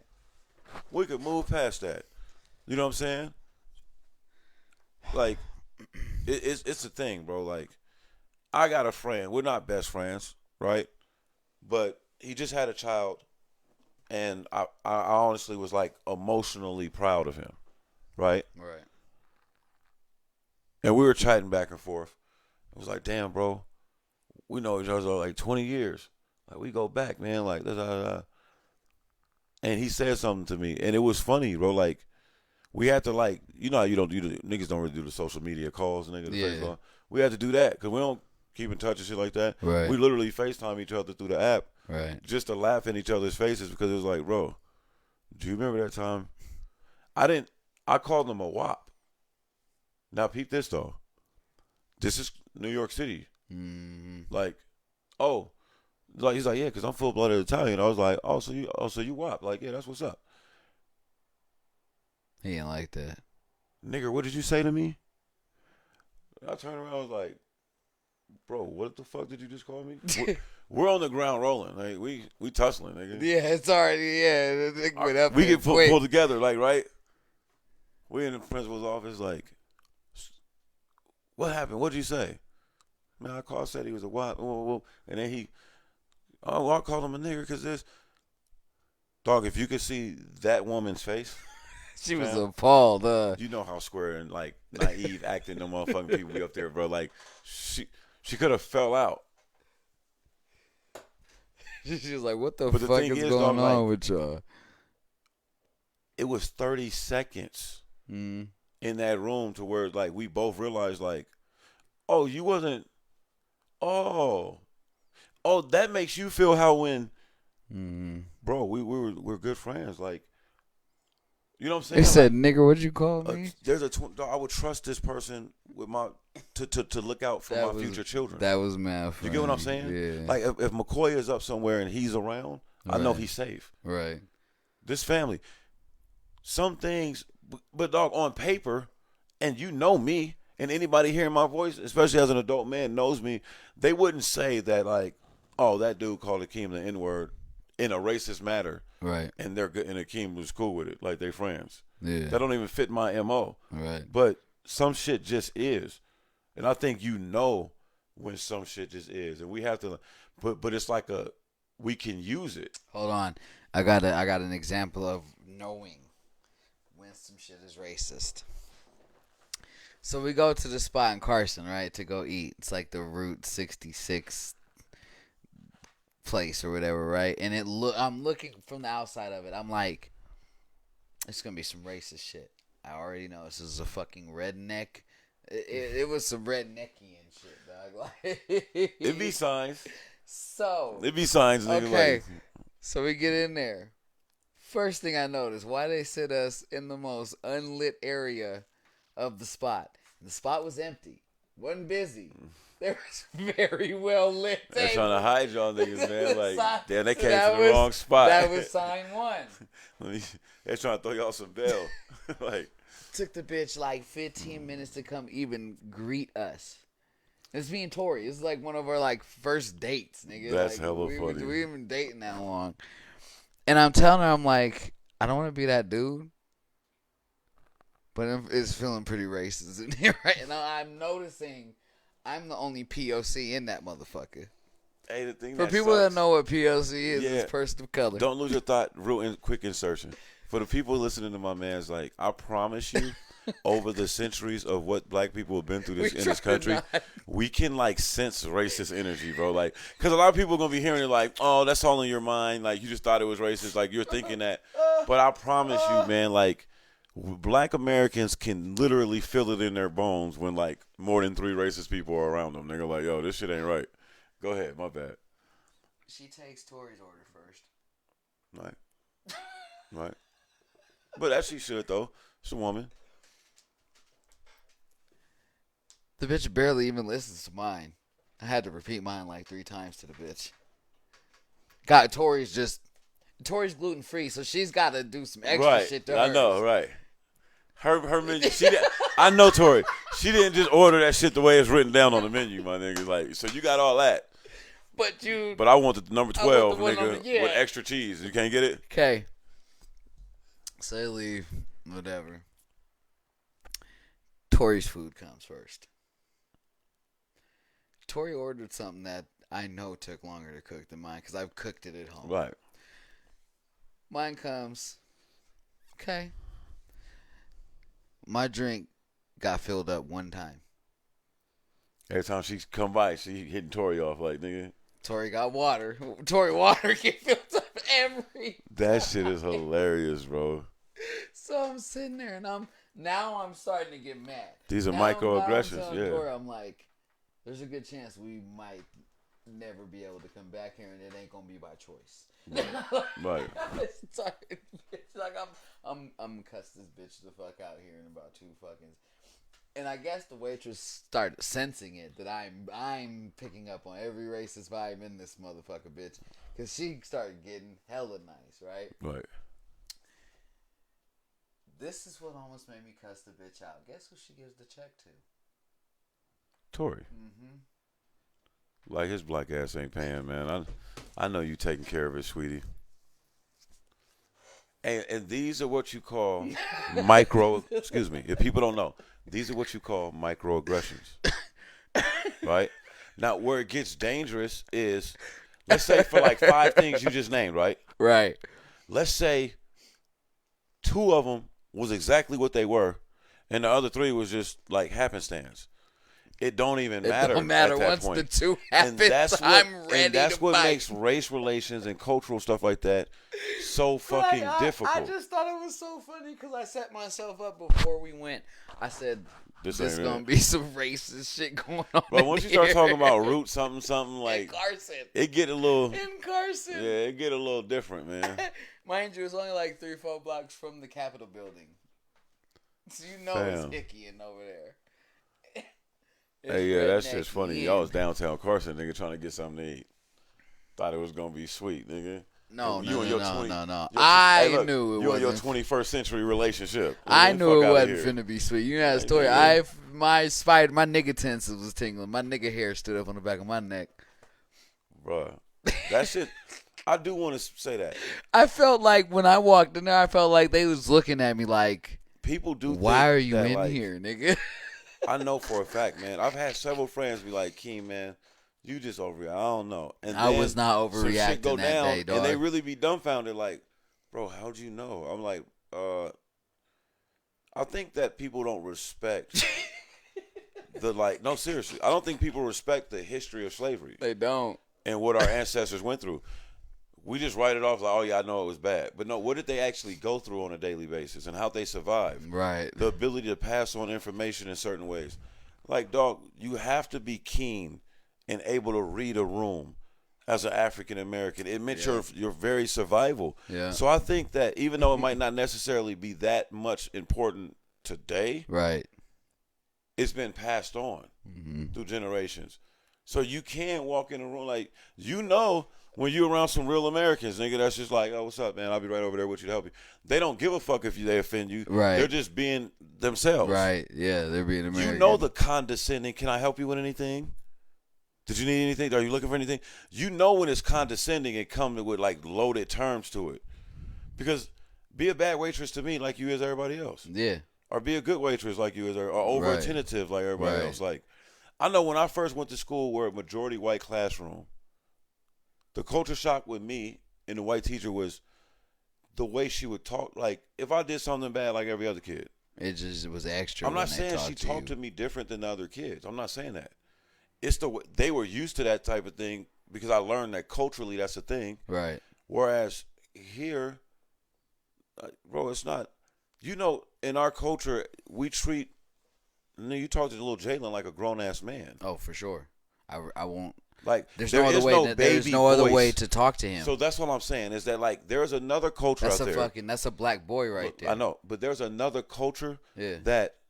We'll coddle that. We'll coddle that boy. Okay, come here. Let me talk to you. I'll get him killed. And they give them this soft ass voice. No, I understand that. I overstand that, and that's I'll important. Get him fucking killed if I raise him like right. that. But the thing is that, like, and it don't even got to be by a police officer. I get him killed by another fucking black man. But just in general, like you'll be in a bad situation. Right. Like, my whole thing is that there is a culture of, like, you talk to kids in like some kind of make believe soft child's voice. You can do that with white kids. You can't do that with black kids, bro. Bro, I'm gonna just be honest with you, nigga. Like, that's genetically. I really think it's a genetic thing. I'm not saying one's bad or good. No, I'm not. I'm just saying that, like, I'm just saying. Well, because here's the thing. Culturally biasness, it like, works. matters. That works for white people to coddle and do that to their kids because their kids have that privilege.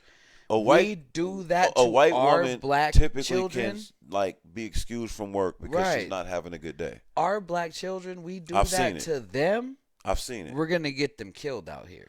Or it's gonna be a false sense of, oh, you don't get to act like. I was telling when I had the kids doing the leaves when they was acting up, and I told little Leah she was acting like the little Danjo in distress. Oh, I can't.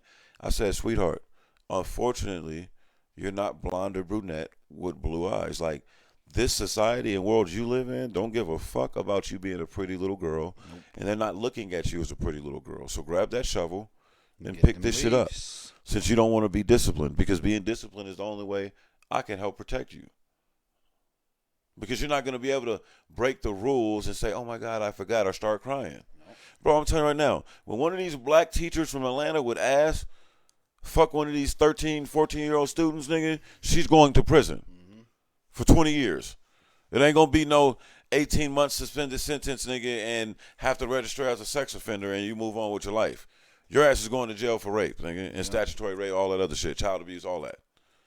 That's the world we live in. You know what I'm saying? And it's just a thing that, like, we all have our microaggressions. Like, out there's a guy that's going to come off as racist and end up doing some shit where history remembers him as a racist, and it's really because he was tired of feeling like people was always accusing him of being racist. Yeah, right. Like, you know what I'm saying? Like, I stole one time because I got sick of fucking being followed around the store like I'm Let me stealing give you something to something. follow. Like I come in here every day, Poppy, and spend money with you. Yeah. Let me steal something, so nigga, like at least this shit is warranted. Right. I get it. There's been times I'm like, Like, I'm bro, leave gonna me the steal fuck something alone. because I know How I'm many, being how many, followed. how many black men do you know out there that just went and committed a crime because they got tired of being treated like a criminal anyway? Right. Like, nigga, fuck it. Like, well, let me sell some dope real quick and get some extra money. I'm getting beat up and harassed by cops, and they're planting dope on me. I know niggas that cop dope cases and was on probation, never sold dope, never touched dope, never smoked dope, nothing. What's incentivizing him to not say, fuck it, I might as well get some money off this? Right. Melvin, is it I don't think it's Farmer, but it's one of the dudes that they wrote the Wire off after. He ended up working on the show. There's an American Gangster series on him. He was Oh, I know what you're talking about. he was a genius, He's bro. the real Avon Barksdale. Yeah, I can't right? think of his real name though. It's Melvin something. Look, bro, I got the documentary. I'll bring it over one day. We're gonna watch it. But I saw the Son whatever gang was a on genius mathematician in his head. His mother got in trouble by the cops one day when he was like 12, 13, fam. Real quick story. She's like, your son has thousands of dollars on this way back in the day. Do you know he's out gambling? And she was like, yeah, I know. She's like, do you know he has $15,000 to $20,000 in cash on him? Yeah, I know. Well, who do you think gave him the money? Well, ma'am, you know that's illegal. Why'd you give him the money? Because the little bit of money I have, every time I give it to him, he comes back with a lot of money. These are poor people. Through his life, he was a count carder, a card counter. He was considered a math genius, Right. brilliant. Made himself a multi-millionaire, just middleman and shit. Never touched drugs. Never was a drug dealer. He was offended by the idea of it. Right. He used to be so big in the in the underground gambling circle that like, you know, he was doing favors for like senators and governors and shit of the state. A white cop that was jealous and racist of him jacked him up one day. Oh yeah, you gotta get that. You know what I'm saying? That's Valley win. that Valley win. So a white cop that was jealous of him tried to jack him up one day, and he basically, you know, told him like, "You ain't shit, cop." And I know it hurt your feelings that I'm a rich nigga, but I'll be out of here in no time. Put in a phone call to either one of his governor friends or high-level politician friends. He's out of there. Now, mind you, he's doing dirt for them. He's hooking them up with girls. He's hooking them up with drugs if they need it. He's washing money for them, gambling and all this type of shit when it was illegal, right? He was a mover and shaker. That cop basically stewing over it. They set him up and set him up for a dope case. Now, everybody that I just named that he had business with knows he despises drugs. He don't mess with the dope game. Every hustler in the street knew that. Every DA and every drug committee, everybody knew that. Politicians knew. They all said, man, hey, you know, we know you ain't do it, but none of them stood up for him. So as he sit in jail for 5 years, stewing over it, he said, you know what? All those governors, all those senators that I've done things for them and their children, get them out of trouble, all these hot spots, all this shit. Not one of them respect me enough, cared enough about me to say, hey, I'm a man of credibility and he's not a drug dealer. Just not one character witness, right? Mm-hmm. He said none of the athletes, entertainers, none of the motherfuckers came to court for him. So as he sat there, now remember, he's a genius. He's talking to his attorney upon release. His attorney was like, you were able to salvage some of your money. You still have a nice wealth for yourself. What are you going to do with the rest of your life? He said, you know, my mother died thinking I was a heroin dealer. Damn. He said, that meant that I lied to her my entire life. He said, my friends, the woman I loved at the time, she's moved on. She didn't want to be with no heroin dealer, no loser, right? He said, but I think I kind of like the name of that, the sound of that. Shit, I've already done time for it. I think I'm going to be the number one heroin dealer in the world. And that's exactly what that nigga ended up being at the one point in time. Because, nigga, he had like a Bill Gates, Steve Jobs type brain. Like, the way he was moving that shit was on a whole nother level. You know what I'm saying? And got rich. He said he was in a meeting where there were people in military uniforms, nigga, and people that was dressed like royals and people that looked like politicians getting dope the same time he got his dope. Mm-hmm. It's crazy game. Bro. Something to think about, man. That wraps up our show for that the little night. Quick, or we got quick shit docket. on there. No, that's what I'm saying. The quick docket is good, man. Episode 36 is in the books. Everybody check out the YouTube page, man. And for the people that did inquire, we are going to be uploading those new videos. Just give us time. Bear with us. And that is another episode of the Always Talking Shit show in the books. I am one of your hosts, Doc On. It's your boy Akeem Sincere, man. We out of here. And as always, it's fuck how you feel. You Always Talking Shit show. Right here. No? Yep.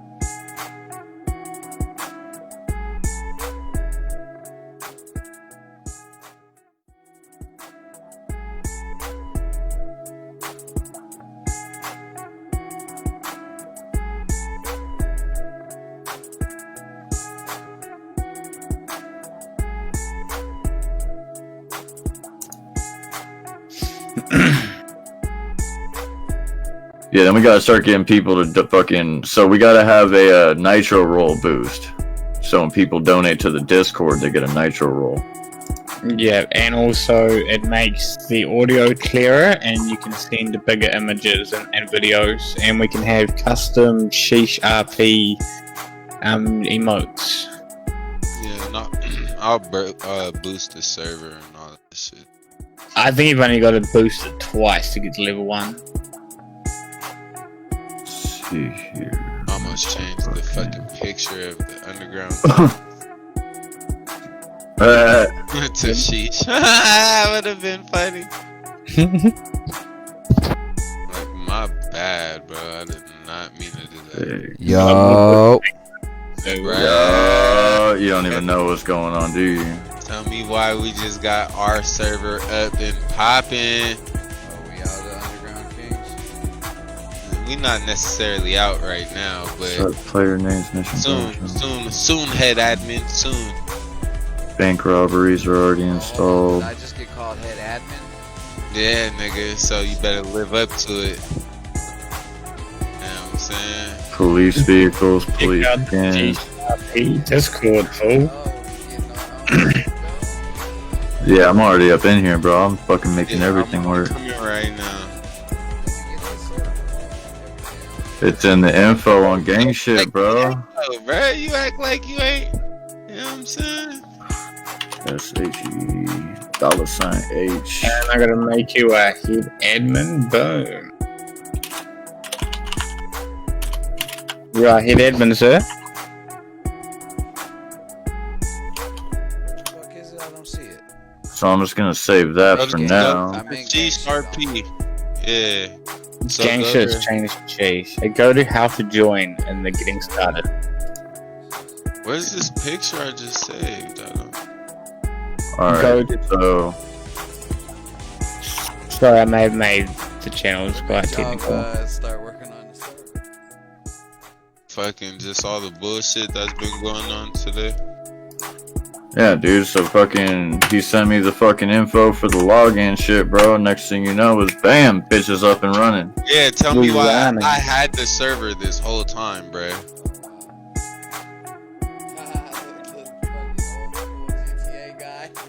Yeah. Hey, don't worry about this right now. All right, I'll change that shit later, dude. Right now. No, you can run around on it. Yeah, but nothing happens, dude. Oh wait, is that a car? Bro, I never Oh, seen a car in there. I'm in a job center. Yeah, dude, And we got I've jobs now. money. I got money, man. He said I. Yeah. I'm a mechanic, fool. He said Look I'm a it up. mechanic. You're a yeah. mechanic? Yeah, you can That's get your job title? That's what Yeah, you always bro. wanted. Yeah. Congrats on the mechanic position, bro. Right, but ain't no Hey, go mechanic take job. the new picture in the Discord.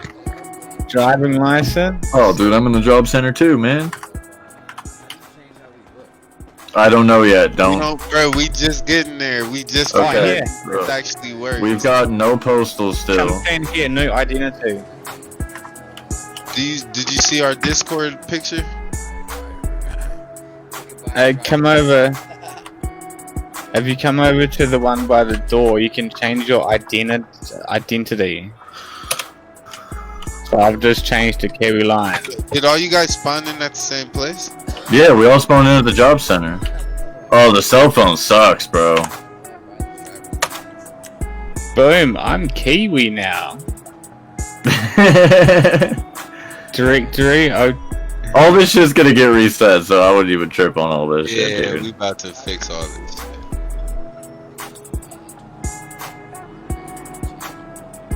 You're on the wrong circle, bro.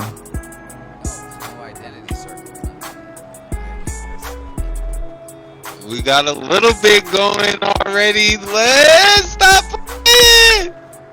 You know I need all the Gucci clothes and all First that. name, Jim Jones.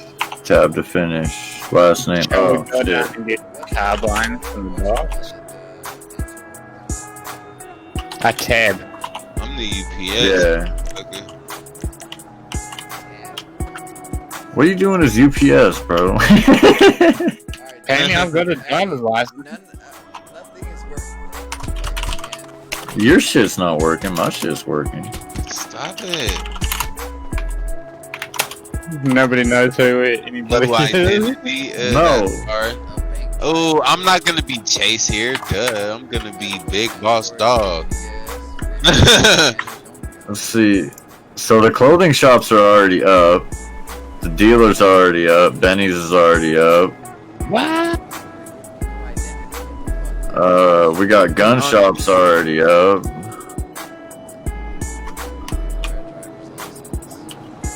Yeah, you gotta get a job probably first, bro.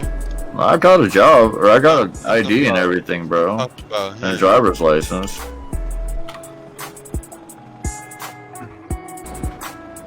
Hold on, give me a ride. Give me a ride. Give me a ride. Where you want to go? I'm going with you. We're finna I was gonna go shop. look at the fucking Look gun at our shop. MPH. Yeah, I'm going gun shop. We got So y'all need a MPH. mechanic? Holla. What? Why you got cuffs? Wait, the F6 menu don't work. How the okay, I'm quite lost now. This is all new shit. Dude, yeah, you're telling me like F9 or no F10 brings up a A VRP warning. VRP warning? Yeah, what is that? I don't know. I don't know any of this shit, dude. I gotta take out that VRP script and actually add a real shit. Oh, so it's F3? No, F2 brings up the player. It's just like a whole little RP pack I see. Oh, Yeah. I can TP you fellas to me and revive you with F2. Wait. Oh look, nigga, AP. What? I don't have access to that. One. F2. Assault rifle, bat, bullpup, carabine pistol, fucking Oh, grenade they got launcher, hella gun. Hold on. petrol, snowball. I can spawn vehicles. Hey, y'all go to the Sheesh RP game chat. Alright.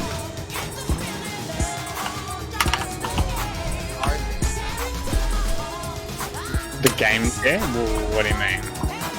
I mean, not enough money. How much does shit general cost? effect. Oh shit, this shit costs a lot. We're all going over to Sheesh RP voice channel. I got a bat, bro.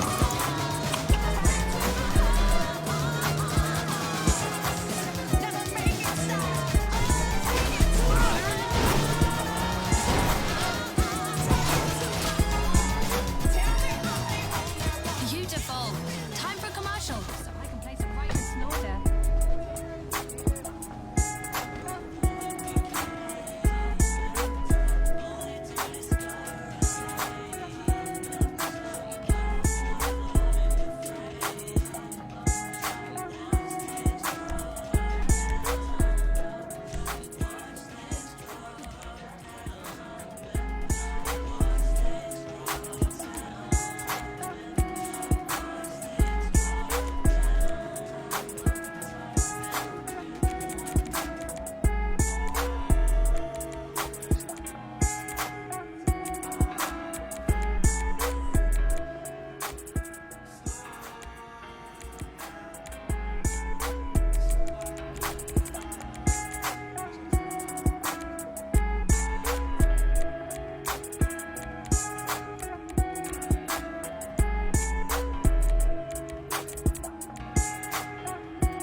Hey, gang, shit only chat to Sheesh.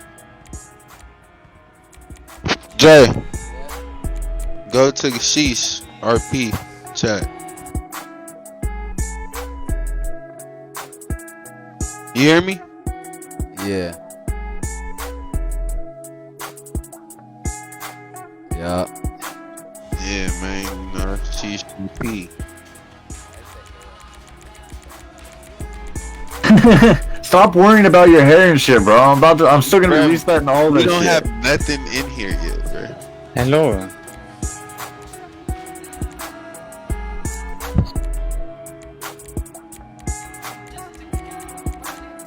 It's just direct connect. Got it.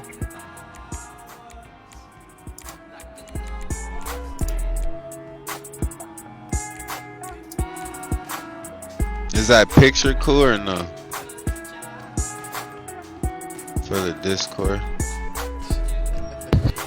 Let me look. Yeah, that's sick. Yeah. Sheesh Nation. Dope as fuck. FileZilla Should have client. a purple background. Yeah. You said what, bro? There's hella guns in here, you said? Yeah, there's all the guns are in there right now. All the guns, bro. That's how we strapped up right now.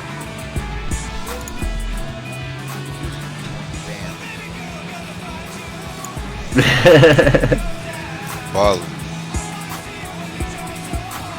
Should I come arrest all your asses? You ain't no cop. We can do the same to you. You start abusing powers, I'll just shut down the city. How the hell do I get it? Is the ammunition where the guns are at or not? Yeah, well, a couple of them. Because it's some like fake ass RP thing. There's some in Leicester's warehouse. Hacker job, unemployed, not. Sticky bomb? I can buy sticky bombs here. So you can buy Man, sticky bombs. I've had at this bid Leicester's. for so long, bruh. Pretty much. You ain't shit, you dry jacko. Hey, what you did?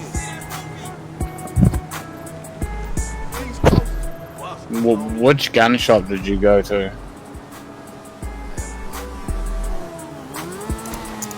Oh, I'm the one right now, actually, don't worry.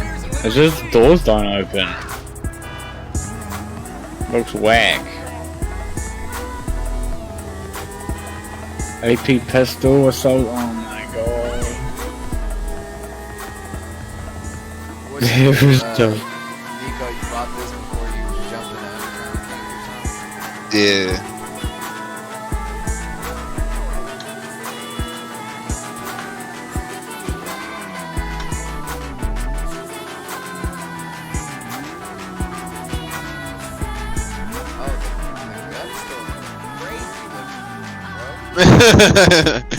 For real, huh? A whole big ass like gun store. Crazy. No, man. What? We got some poppin' shit already. I want a Foot Locker. That Foot Locker mall. That shit is dope. Did you just come in the gun shop? I need to get cash out. I ain't got money for all this shit. Oh, not 65,000 for that. 50,000 for the assault shotgun. Hey, above the gas station it says $2 a litre. That's cool. Do you want to ride to the ATM? Wherever the fuck that is.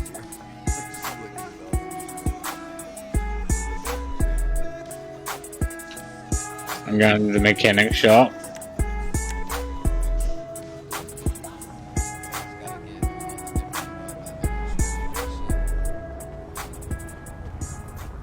Yeah, it'll be a week or so before this is somewhat playable.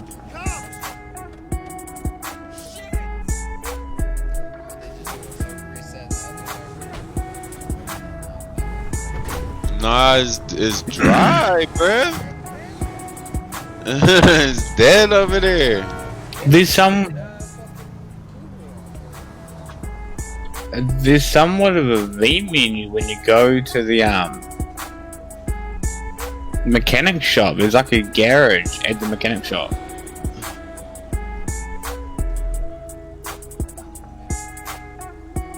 We can't do all that shit yet.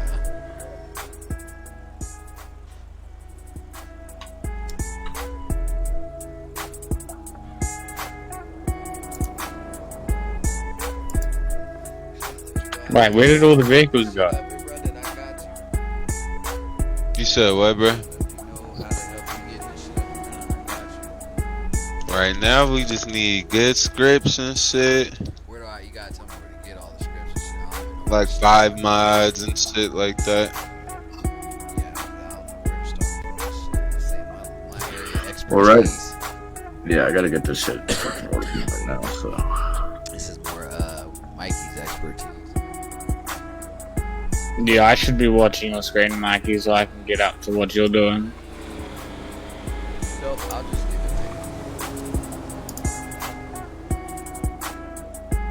it's super. I can walk you through once I get it all working, man. Alright, so For some reason, like when I hit direct connection to the FTP host, it's fucking being stupid. Just pissing me off.